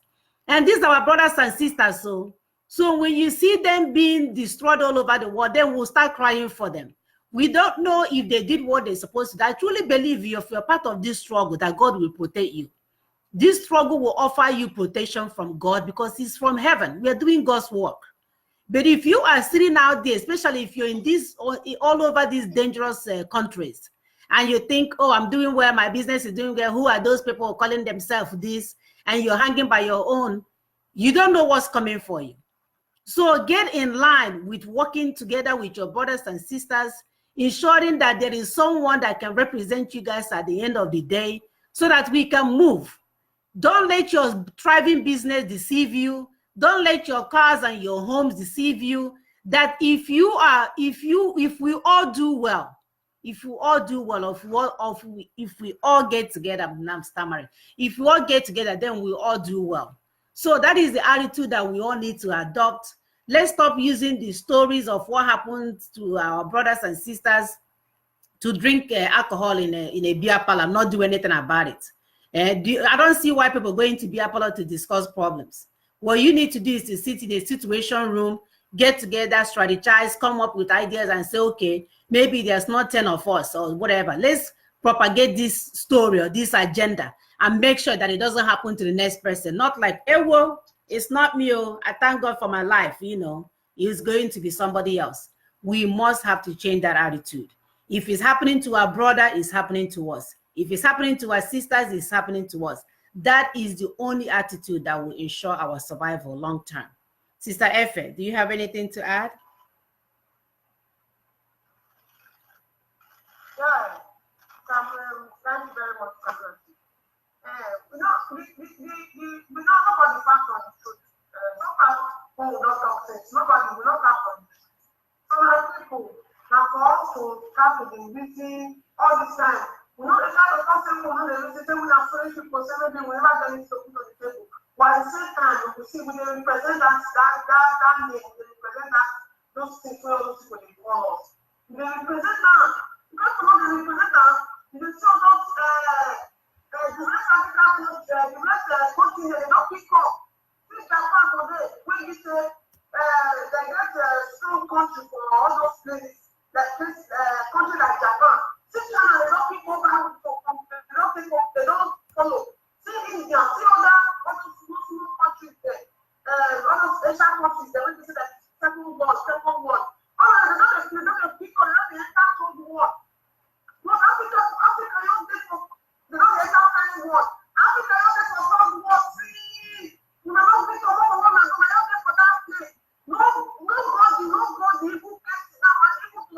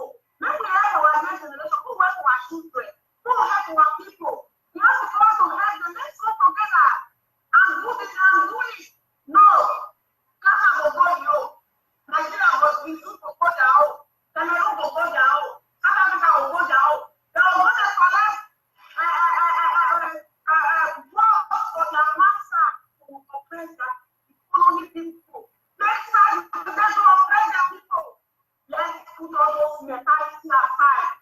If you are a white person, you never see the handwriting on the wall saying there is something going on. There is something we're not prepared. There's black people when this is today, we will find and take it out to regain ourselves or to regain balance in the presence of every other place, every other continent. Now when they go bring the past, now when they shoot taking out brutality, woman and blood, those white people kill us anyhow. Now we can, the only way we do that complain. Right now, I'm going to be shot here right now. Dancing will have shot back right now. Economic will have shot back right now. American will have shot back right here.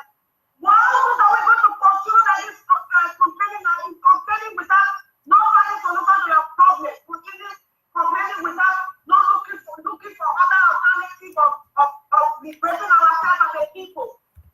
Black Americans are waiting for that place. They put them in one place. Friends for the next black. They put them in one place. Even if they start to French festival. Black friends you see on the road waiting with the 50% French pass as in person pass me. When me with a company this country. They use language. Change me and you. The black man not a year, English, not a year, not a French again. So he said when you go in the street person, he follow me. He knows how fast you wait along me. He prefers of them with the instead of do things, he can pass me and you with them. They don't try language he said this separator. And that language is what he said when you put all of us different dialects like Igbo, Urhobo, Ishakiri, all of them, we're even there. We know the first mission that we put them in peace. So, but even though you go with the secret or even the special secret for general language, so because if you go places like that and they get this different kind of language, if you go places like Burkina Faso, safety. When people say that is the language, even the one language with a big country, but it doesn't unite us. It doesn't unite us. There is a very big plan, underground plan against that. And until we black people start to see all these things, we Biafrans, we African people start to see these things, then only us and us alone can save ourselves. And not ourselves will be my people, we need freedom. We need freedom. Thank you very much. Thank you, my sister. Any day Biafra is not here, we keep saying it. That's another day for our brothers and sisters to die all over the world, whether by stoning or by burning or however. We are not even talking about the ones that they're harvesting the organs. So any day Biafra is not here, that is exactly what is happening. This is why it's very important that we put our hands together, that all hands must be on deck for us to move with this restoration project. One of the things I understand from our congressman in the US is that they want to hear that unison. They want Umunanya that I hear that don't want to partake in what we are doing. They are almost like the one holding us back. So we need to find a way to include them in this. We need to either, I don't know, we have to find a way to include them in this so that we can speak with one voice and we can move. Any day that we do not restore Biafra is another day for our brothers and sisters to die. So whether you're working overtime, working too hard, because I speak to a lot of people, you engage them to do something. Oh, I've been working. You will be working till you die. But you may never have the opportunity to save a life that you did not save today.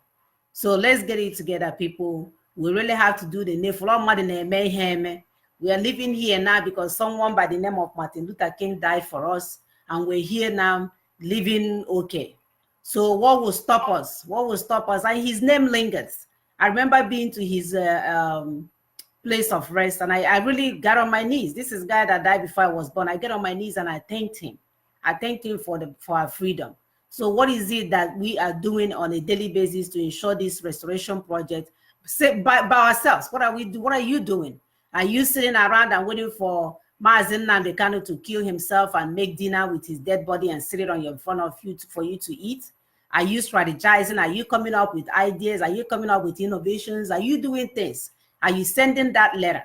I have annoyed so many people. I will have a generic letter ready to go every month, every week. I'll put it on the put it in the mail.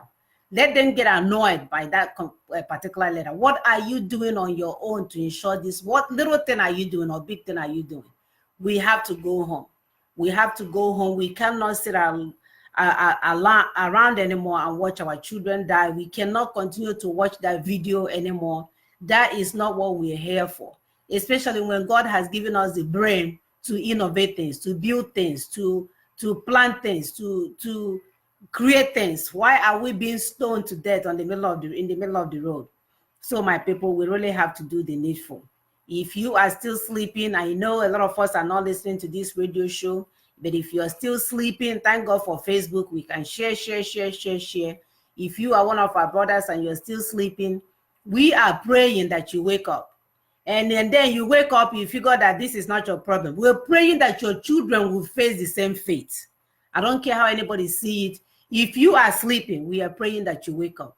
If you have seen what happened to your brothers and sisters and you are comfortable going about your business, may your life and the life of your family and your children be like those ones that we see in South Africa. We really have to move. We are tired of all of this nonsense. We are tired of our brothers and sisters holding us back, because the ones that are not participating are the ones holding us back. The ones that are pretending like nothing is happening. Oh, fine, you don't like our leader, you don't like the way he's doing it. What are you doing? Are you sitting in the beer parlor discussing your brother and sister that was killed? What is it are you doing? Are you getting ready to put on your suit and go to UN and stand in the front of the office and make sure none of them goes in? What is it that you're doing that you're pointing finger to someone else that is doing something? We have to move.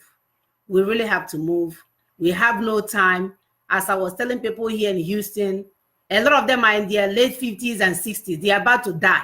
I told them that highest if you leave, because they are walking like this now, as if they're going to kiss the floor. I said, highest 20 years, you're gone. What provision have you made for your children? The Bible says that the good father leaves inheritance for their children. Africa, what inheritance are you leaving for your children, if not for certain death? Certain horrific death, not even the one with a gunshot and it will be over. This one is horrific. Devil himself can't even go through that. So African fathers, what heritage are you leaving for your children? You're here sitting in the comfort of your own home. Oh yes, you live in America, life is so good. But guess what? You're not even walking straight anymore. You're not walking straight. Maybe your mirror is lying to you because you've looked at that mirror for the past 70 years or 60 years that you've been on this universe. And you think that you're young bubble because of most of them are suffering from arrested development. Some of them still have their hair. They will go and put dye in it and then put their comb and they think they are 16. Highest, 20 years, you are done, gone. What are we leaving for our children? My people, we have a nation to restore. Everybody should wake up and do the needful. My baby and a kindergartner, elementary school student, let's start whatever you can do. Do it. Do it. We really have to go. Sister, please go ahead.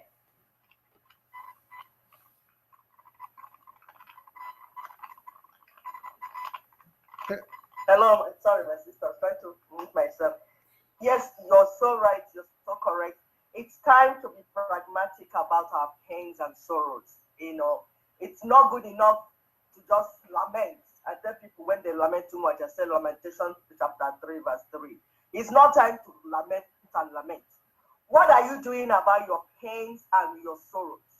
These things happening to us, you're seeing it, everyone is seeing it. It's not time to hate Mazen Nandekanu. I think the nation you're trying to build is called Mazen Nandekanu. I know. It's Biafra, for crying out loud. Your own nation. Like my sister said, if you're a righteous person, the Bible that you're reading says that the only thing that shows you as a righteous person is that you're living wealth, legacy for your children and grandchildren. That means you're not just living the life of thinking about yourself.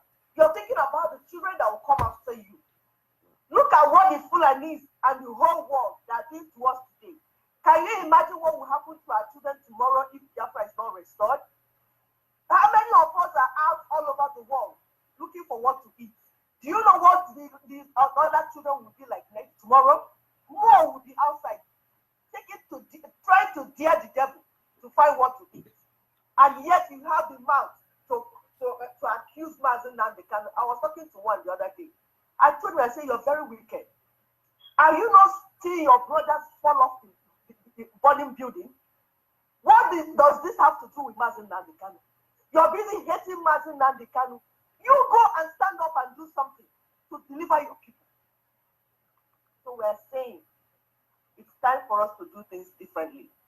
Though we speak in different tongues, though we see things differently, but we have to agree that we need freedom. And then we work towards it. You do whatever you want to do, because this pain is going to come to both rich and poor. You see the man that was in South Africa, very rich, and maybe when we were telling him about Biafra, he thought it's the brothers in the village that would die. Now, him that is so rich, his business wiped up under second, just like that. So it's coming. Even the South African, Southeast governors, it's going to come.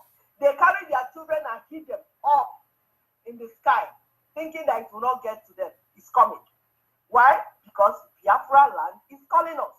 What we are telling you is not joke. It's real. It's spiritual. This is the time Tukwokike wants to restore Biafra land. And he is calling us. So Biafra land is calling us. We have done it. We have presented it in this show before. We said, it's either you answer and go back with your legs, or they will carry you. This time he has changed, that some will have to carry their ashes, because those are burnt. We will just go where they burnt and gather the ashes there and put in a container and send to their people and say, sorry, we don't see your son bring, but see the ash. Yeah, the way they burn them, that the ash. You can put the ash on your table to remember your son. He has taken another dimension. So you see them burning our people alive, we might not see corpse to carry. The last time we did the program, we said we might carry your corpse back home. But this is new dimension. We might not have corpse to carry to your people. We still not even get the ash, because if we see they're going to kill us when we're trying to pack your ash, we will run. So your body will not get, ashes will not get, nothing to remember you, just like that. It is today in South Africa, tomorrow it might be Angola, tomorrow it might be Ghana, because this thing is very strategic. The devil is out to deal with us. So it's time for us to join the quest to restore Biafra. Hold on. Okay, go ahead, my sister. There's a call coming. Yes, call out your name and where you're calling from. Yeah, this is Mazamo Kamara from Oregon, but I'm from our mama in Imo State in Olu Province. Welcome, Principal Mazi. servant in Oregon. Yes. My sister Monachi, I greet you guys. May God bless you people. I hope other women will learn from you people and come in. You people are doing a great job. You guys are making us proud. I'm happy to hear from you people all Saturdays. I'm just calling to thank you people what you guys are doing for us and bringing your time for us. I thank you people so much. May God bless you people and bless your family and give you guys more strength to keep doing what you're doing. Maybe other women will listen one day and come and join you people. We will not relent till we get where we're going.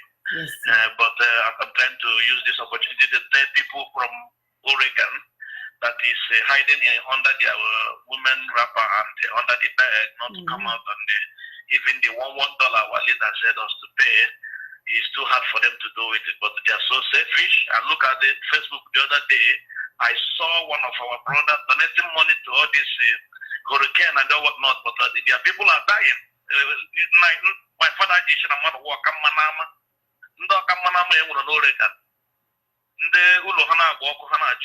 You people should be very, very careful. You keep donating money and your people is dying. You can't donate. You donate to hurricane. But anyway, we thank God. God is leading us to our destination through our leader. And I pray that God will lead our leader to EU on 10th, and God will give him the knowledge and provide to him what to say there. And every people, any person in that forum will listen to him in Jesus' name. Thank you, people. Thank you, my dear sisters. Thank you. May God bless you guys. Amen. Thank you, Wachineke. Of course, leader Nizuru Keme, he's more than able. He's more than capable. So we are not even worried about that. When he goes there, they will know there is someone called Ubuchuku Kikabiam on the face of the universe. Because I've seen their lives. So when nothing is happening, they have big name, they have big posts. When you interact with them one-on-one, you find out that your acumen is way better than theirs. I have seen them all. Nothing is happening, my brothers. Nothing is happening. So I'm very confident that our leader will represent. I'm very confident because let's say because they are Umu anyway, they may not understand. But in terms of what he will tell them, he got a part. So thank you so much for the impact. I mean, for the contribution. We are calling our brothers and sisters to donate to what we are doing. Yes, you have money to donate to Hurricane, which is all good and dandy. How much are you donating to your people? So let's do the needful. We need to really move. Like I said, you guys, all of these people that are not participating in any form or shape with this restoration project, you're holding us back. We're almost looking at you as a saboteur because we are tired. We are tired. We really have to go home. You need to do your part. Call out your name and where you're calling from. Hello, ladies. Good morning. This is Ben Oka from calling from Boston, Massachusetts. Thank you very much for your work. You know, I've been listening, and in fact, as usual, you know, it's just like I call it a lecture because sometimes what one needs to say is pretty much that you all have said, but nevertheless, we'll have to contribute. And again, to encourage you to keep doing what you guys are doing, what you ladies are doing. You know, you're wonderful. You know, I've been listening to all the comments, but the comment that really caught me was the expression one lady made, by comparing us, you know, some of us like the caged animal. When you let them loose and you open the cage, you find that they cannot even have they don't want to leave the cage anymore. Yes. You have to really, you know, push them out because they become so comfortable, you know, having stayed there for so long, they forget about even fighting for their freedom to get out of the cage. But initially, they put them there.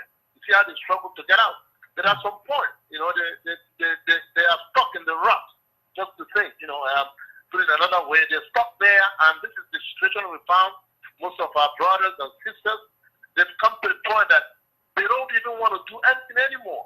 So wherever they find themselves at a place of refuge, they just forget about where they come from and they settle there. And like you rightly said, this trend that is going on, you know, it's been going on.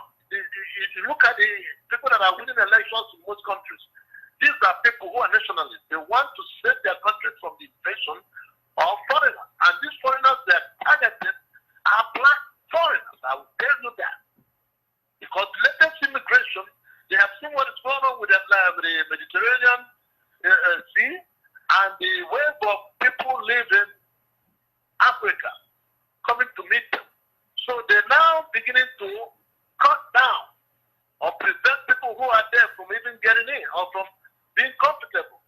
In the United States, here, you see what Trump has been able to do. He's changed so many things now that so many people will find it very difficult to live here. And you expect our people, what do you do that arresting? They say that when the people find themselves in a situation that is very uncomfortable, what do? They organize, they come together. That is when they remember one another. They come together to forge a common front to be able to weather the storm. But instead, you still making these people every day. These things that are happening should be teaching our people lessons. That you've forgotten where you come from, that one day you'll be thrown back there. No matter where you are right now, just saying it, and I'll keep saying it, you are not comfortable anywhere you are. Like you said, today is Ghana, tomorrow is South Africa, then tomorrow it might be Poland, it might be United States. You are never going to be comfortable no matter where you end up. One day you'll be reminded that you're a foreigner. As long as you weren't born there, our kids were born here, that's fine. They can stay here. They are here. They are American citizens. They behave and act like them. They are well grounded in this society they live. This is where actually they belong. Okay? But for us that came here, weren't born here, my brother and sisters, if you ever want to be comfortable here, then you have no brain up your head. All these parties you are having every day, one day you wake up, you'll be fighting to even stay here, not to talk about having those useless parties every weekend. I know your time is running down, and please, pardon me, I'll have to end it up here, but thank you very much for the wonderful lecture that you ladies are giving us on a daily, weekly basis, I should say that. Thank you very much. God bless you all. Thank you. Thank you so much. Yes. If you pardon me, I have something to say on this thing. Okay. Go ahead. We have been talking about these things for a while, and people overlook them. You see, we here that have children here, you see, they look up to us. What we impart on them is what they take. If we make a condition that we are settled here, then what do you think will come from them? They will feel that they're settled too. And when we actually look at the whole thing, we are abandoning our places. And if you look at what they are coming out with in South Africa, they're telling you it is their home. It is their homeland. And one person I listened to made it crystal clear that foreigners are overtaking them. And they will not allow that. If you look on one side, they are correct. But you look on the other side, well, what are we talking about African unity? How do we come to get the false idea that they are going to make one huge, large market for Africa when you are killing other people that they are dominating you? And if you look at it, we owe it to ourselves. We owe it to ourselves to restore our land. Let those Fulanis get out of our land. And we can't do it if we don't put our heads together. There is a fund established by Leader Mazin Namdekan. How many people are responding to it? How can we get it done? And that goes back to what I said earlier before you came on the air about the police march that went to pick up the people, our people. And he gets there and says, oh, they don't have to update papers. How can they? When they think they are relaxed, when they think that they're in their home. You are a foreigner when that is not your fatherland, period. Yes. Just get it through ahead. Yes. That's what I have to say. Thank you, Mazen. Of course, you're a foreigner when you're a foreigner when you're not born in a place. That's why you need your own home. Our brother made a point of actually he piggybacked off of our sister who said that when a dog is kept in a cage for a while, then when you open the cage, the dog doesn't move. And these are the experiments that our slave masters tried on animals before they unleashed it on us. They've tried it and put it in place, it worked, because our brain has been enslaved and locked up for so many years. It's going to take time for us to reorient ourselves. But the point of the matter now is that we don't even have time. We don't have time for reorientation. People need to get it together. The good Lord has been kind to us. If not for anything, we have technology on our side. People should be comfortable with using Google. Not everything there is true, but at least we give you some idea. Go and study anything that you do not know. Begin to educate yourself. Maybe start off from history. Look back to see what was done to us and how you got where you are. Maybe that lock-up mentality will start leaving your brain.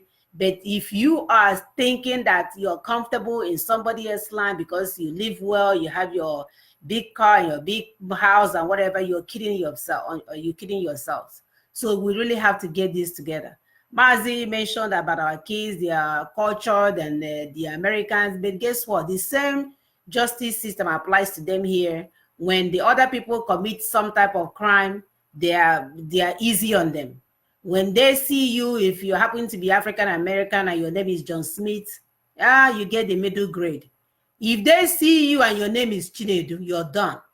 You will be quadruple their, it will be, how is the word? 10 billion exponential power of the punishment. So it's not even the same. It's not even the same as we are talking now. Any little thing that you do, they will take your license from you because they know that we got all the license because we are the most educated. Biafrans are the most educated. So they are looking to reduce that certification that we are using to practice. That's why every little thing you do, they come for it. So we really have to have a place. Even if our children are here, we need them to have a place where when the land is hard on them, or as Igbo people will say, they will have an alternative. Just like Indians, they live here, they have businesses in India, they go back and forth, they live in both worlds. Why can't we have the same? But again, you have to start with us getting politically aligned here in America. That's why we talk about political action committee group. We have to form those. There is no two ways about it. Onyendu cannot do it for you because he's not an American citizen. It's for you guys here, the American citizens, that need to form this pack. We have to form pack. We have to grow an alliance with the government, because if we are not doing that, no amount of screaming and yelling and whatever we're going to do it for us. We have to be smart. And for those of us that have woken up, start doing the needful.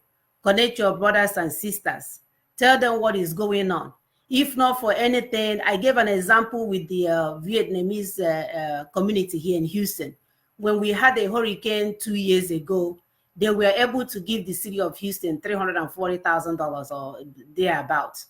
They were shown on TV. They handed it to help the city. Guess what? When one of their sons went home to Vietnam to visit, I think he was in a demonstration and he did something and he was arrested. Immediately, the mayor of Houston was on TV saying, release that boy. The congressman was saying, release that boy. Then the vice president, vice president anymore. He went on air and he said, release that boy. And within 2 weeks, that boy came home. That is called political alliance. And you're not gonna get it by wasting your time going to your village meeting and building cupboard for a class that doesn't have a roof. Because when you finish building your so-called school or cupboard, what is the name for that table that they use for school? Locker. Yes. When you build a locker with no roof in the building, that your locker will deteriorate in 1 week.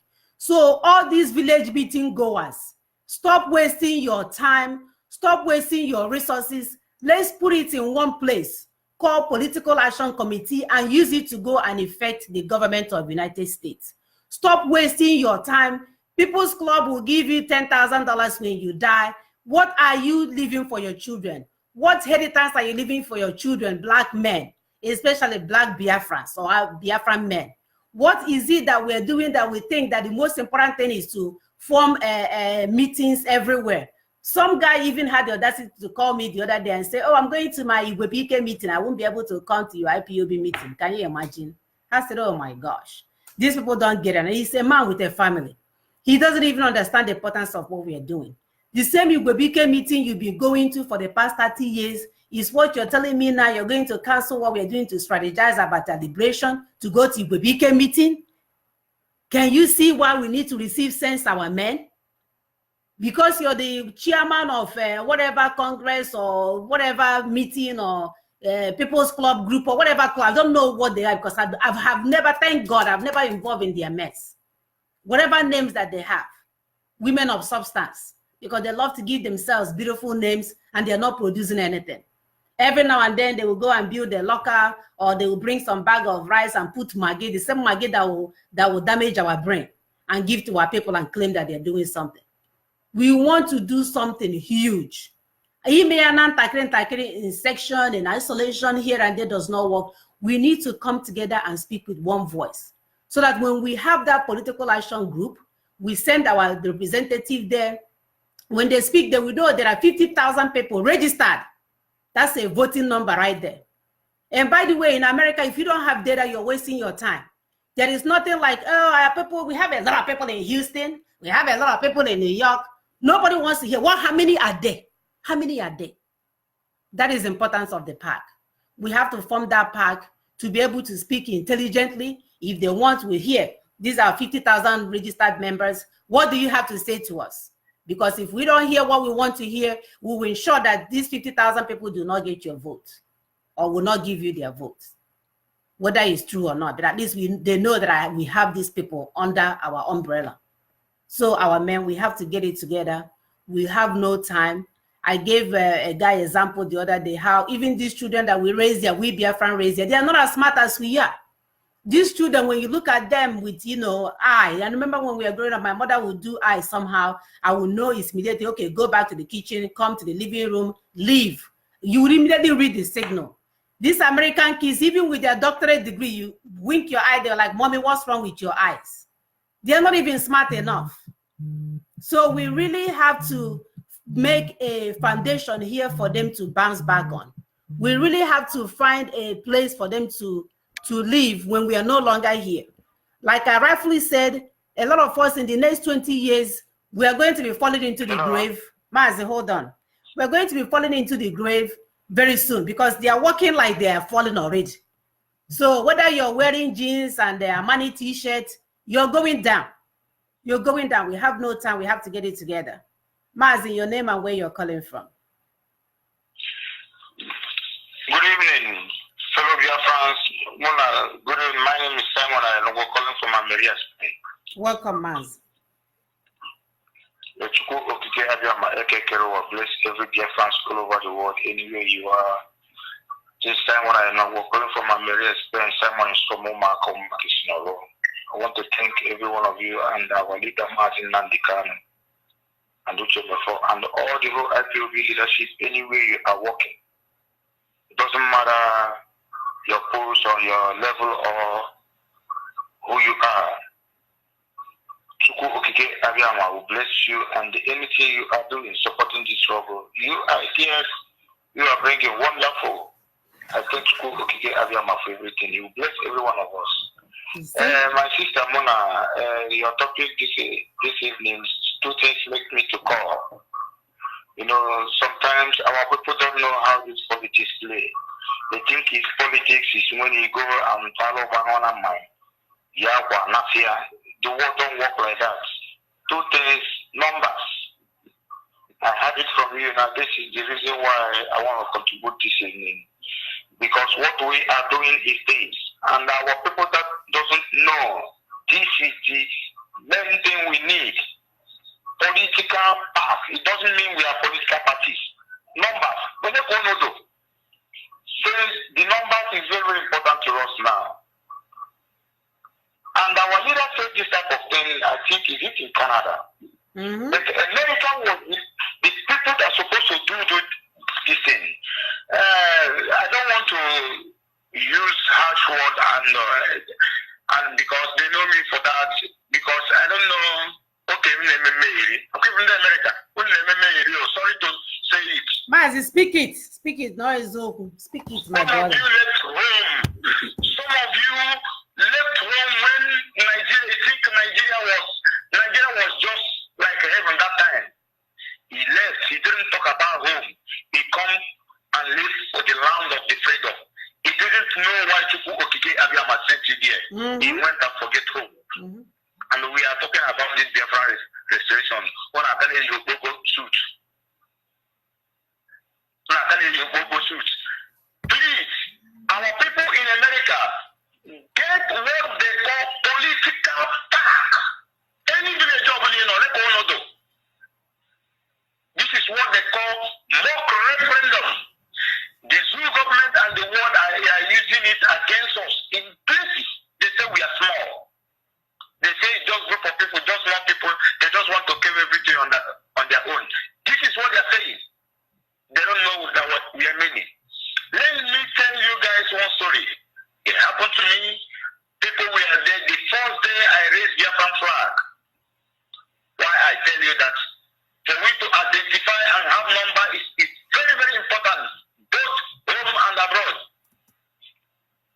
And then the first day we are having 30th of May, the first day we commission our leader commission 30th of May, 2014. And a Dutchman saw Biafran flag in train station, in Amsterdam train station in Amsterdam. He just crossed. I was just moving. We are just, you know how we are lousy, we are going in the streets. During that time, you don't see people flying flag because Europe was paranoid. You don't know where they will blow off something. But we, they are the one raising flag. This man come and met me. Wait. Is it what I think it is? I said, where are you from? Where are you guys from? Which country? Which continent? He want to be sure if it is Biafrans. I identify as a Biafran. This man, he said it can't be possible. They said that we are all dead. Wow. I said, he said he was in the mission. He is an old man. He couldn't believe it. After that process of May, the man, I meet him like, we don't know telephone. He told me something about who we are. But we don't know. That's why we are suffering. That is why we are wandering in the wilderness. That is why they are killing us. Because we left home. It is a cause that we must revise. I don't know. Sometimes when white people criticize black people see it as an offensive and call it racist. Because if you don't appreciate yourself, nobody gonna. Because they say we don't have souls. Putin said, Russian president, he said Africans, they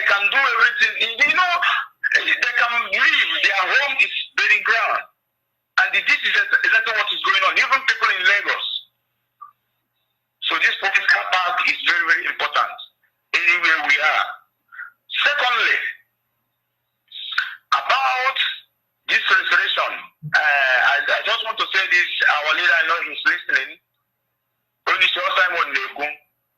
I don't want, it's in a situation where somebody want to create something that will benefit this struggle, and some people around will be kicking against it without knowing exactly what it is. We have different professions in this struggle. We have different people that volunteer. They know where they are before they come into this struggle. Each year we have to know what possible, so command and control. I don't want to be seeing all those things. I'm seeing it.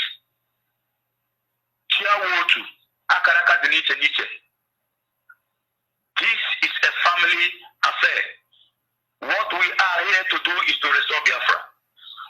And I want anybody that is in support of anything development in Biafra land, anything, how we get money to build Biafra land, because these evil people that are there, you don't gotta chase them away by talking. You need to do something that people will see. So anybody who is bringing this thing should be supported. Soon we'll be having our own thing. This is also the back. We can have our own defense team there. We can have our own business there. We can create anything there. We have the numbers. Biafrans are all over the world. Yes. Anything we call brand and sell. If you guys don't know that, Right. I could remember those days when stock market is a big money. I didn't mean people know I'm betting IPOB because nobody knows that we will be here today. Look at our leader. If he bet that he will not fail, because I know he will not fail. It's a brand. What we don't need now is dirty things that will dent our name, because IPOB have purified us without it. No one of meeting in the Igbo. Group 19 years ago. One never take I know. Hana go mind. Sometimes when only see where they comment, he said, I studied the brain of every black people. Because we don't have that mental strong and capacity and devotion to build our own. We always bring our own down. Yes. So this IPOB is a thing. I don't think like a book. And this struggle, I saw it like here the Green Walker. I come to contribute. I don't come to take. We need to do quick and get away from this evil that is trying to settle us. Because if it is not now, we can't do it anymore. Thank you for giving me this opportunity to speak to Biafrans. Don't mind my word, because sometimes Rabbi say he don't write his script or whatever he says. His message. Let us understand it and allow things to work. And I thank God that we have a leader the world is talking about. Soon, the world will come to consult and take advice from him. Soon is coming. Thank you. Bless every one of you. All hail Biafra.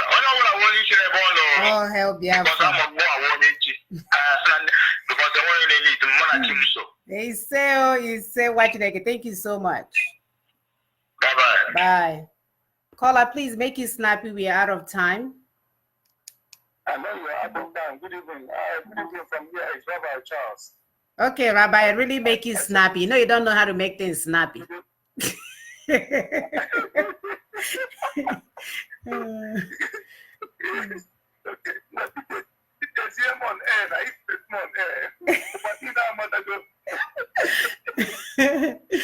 And then we'll go on you. Go ahead. They were all of you, all over the world. What I'm trying to say is, please, our brothers and sisters, if there is a way we can mount the pressure, let us go forward and establish you may not call it embassy, but you can call it Biafran House in South Africa. We're not going to run away from that place. And I heard you all what were saying about how they are taking all the resources and I hate the name, If your name is Osando, I'm so sorry. I don't like it. If there's a guy that I know with that name, I told him to go and change that name, Osando. I was the only one about Osando. That wasn't also. You South Africans are human beings, they are reasonable people, and there are folk in there that can carry out anything they tell them. It's just what goes on in the north, northern part of the zoo. And when they are what do you call him? When they are Malam, come and tell Al-Majori, go and do destruction. They don't wait to go and do. In South Africa, unfortunately, because when they were doing that destruction, I had them, the language they were speaking, what happens to be Zulu. So I had them speaking in Zulu. And I know that Zulu is widely spoken in Johannesburg. But when they were speaking, I said, we have to do a lot of things. We have to engage them. These people you see, they are very determined people, and also they are very kind people. If they like you, if they understand you, if you understand them, if they trust you, they can do anything you want them to do for you. That's how it is. So we have to go and set up our Biafran house, and we have to make it better than that of the zoo, because your house tells whom you are, and the location where you're going to structure it tells whom you are. And our brothers, that's the issue we should. I'm talking to the director of why haven't they spoken? Why haven't they come to speak on the national television? And these people will know that they are dealing with more responsible people, more responsible nation. Biafra is more responsible than the zoo. And then we will take it from there. You may not call it embassy, depending the level where we are, or you may call it Biafran embassy, and we start issuing them authentic identities, so identification. So we know that it is not a game. That's all I have to say. I want to make it start. Thank you, Maz. Thank you, Maz. We definitely do need a Biafran house, especially in all these unsafe country that our brothers and sisters find themselves in. We have to have some type of habit. It will be you guys organizing yourselves. This is something you can easily sell to any person from Biafra land, whether they are IPOB members or not, because our people work from an area of benefit. So just tell them that this will benefit them. It's a safe place for us to all run into whenever there's something bad going on. And you should have a heavily armed security manning it at every time, paid by the members of those groups. So let's get together. It's time for us to start organizing ourselves so that they are not picking us up one by one and destroying our businesses. Sister, your final statements, and then we need to. Yeah, thank you, my sister. Just to add a little word to the structure and the foundation we're talking about, because we need to understand that we are not trying to reinvent the wheel. We are not the first to build nations. Israel did it, all those nations. So we are saying what has been done, tried and proven. We need political influence anywhere you are. As Biafra, you need to influence the politics, especially those in diaspora, the politics of where you live. Because even after Biafra is restored, we're going to have bilateral relationship. We're not going to abandon everything that we built in America, for instance, our children and everything. We're going to continue to have bilateral relationship. So there's need for us to form political action group, like Mazi has said before, and people are moving on. So people need to understand this, understand what it is. Like our brother said, when somebody is doing something, don't just go and start tearing it down because you don't understand where the person is going. We need to go home. We cannot be on this mountain turning around for 40 years. God forbid. We need to go home, and we know that we have capable hands to take us home. We will take ourselves home by ourselves. Nobody, no white man is coming to do it for us. They are not coming.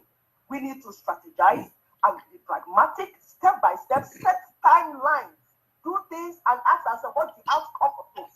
Then you move and do what you need to do, and you go home. Thank you very much. God bless you. Thank you, Costa. Your final words. I mean, I guess. Yeah, we're gonna make it so snappy. Sister Ekwi has already said everything. So what I'm trying to tell Biafrans all over the world, especially in the United States, wake up, smell the coffee, and know that we are ready. We are ready. We are ready to go home. We are ready. The strategies are them. If you have other ideas, come and join IPOB nearest to you. And for the part that our sister has been talking about, it is fundamental, as in it is the real deal. We got to create this pack. It's already created. So come join the pack. The email is there. You go, you click, you connect. Connect to the pack. Be a part of this. If you are not a part of this, sorry is your name. So that's all I have to say. Thank you, sister. Thank you, Sister Augusta. So we are calling on lovers of freedom, defenders of equity and liberty to stand and be counted. We are asking you to boycott all things against our freedom, be it Fulani Hezma, be it Yoruba Church, whatever you find in your neck of the wood that is against our freedom, boycott, boycott, boycott. Direct people to what we are doing, educate our people. Set up your Twitter account, be part of this social network. Because they are free doesn't mean they are not, it's not, we are not benefiting from it. So please, the good thing about nowadays, you can say, Google, how do I set up an Instagram? It will tell you step by step. Google, how do I set up Twitter account? It will tell you step by step. As you're using these services, over time, you will master how to use it. We have to move. We must use every ammunition in our possession to ensure this restoration project. All hail Biafra. Thank you, Mazi Alozie. Mazi, unmute yourself. Thank you very much. No, I already did. Come on now. Thank you very much. I enjoyed the program. Sorry, there was a little technical breakdown today, so it kept the people of the air for a while, but you were taped anyway. So yes, yours was up. Thank you very much, all of you, and we'll see you again on Saturday. Thank you, Mazi. All right, so our Facebook friends, we are done. We are off of Radio Biafra. Thank you for joining us. Wherever you find yourself in your neck of the woods, stay safe. Make sure that you know who your brothers and sisters are. Not your true brothers and sisters. Not the ones that when death is coming, they will leave you to fend for yourself. Form a strong alliance, like my sister said. Find a way to ensure that you're not you're not the unfortunate one for this unfortunate situation. Connect with your brothers and sisters. Start educating each other. We are not different. Let's cut out this divide and rule. Let's start connecting with all our Africans, brothers and sisters. Give them an example. Look at the European Union. How come they're not killing themselves? Give them an example. Look at people from Britain and people from Scotland. How come they're not killing themselves? So we must emulate what will ensure the sustainability of our future generation. So thank you, Umuchineke. We see you guys again at this time on Saturday. Please join us and share. We need to begin to educate our people. We need to start getting them engaged because we really have to go home and we have no time is left. Time is against us. So thank you so much. Are we done? Yes. Okay. Yes, we're done. Thank you. All right. And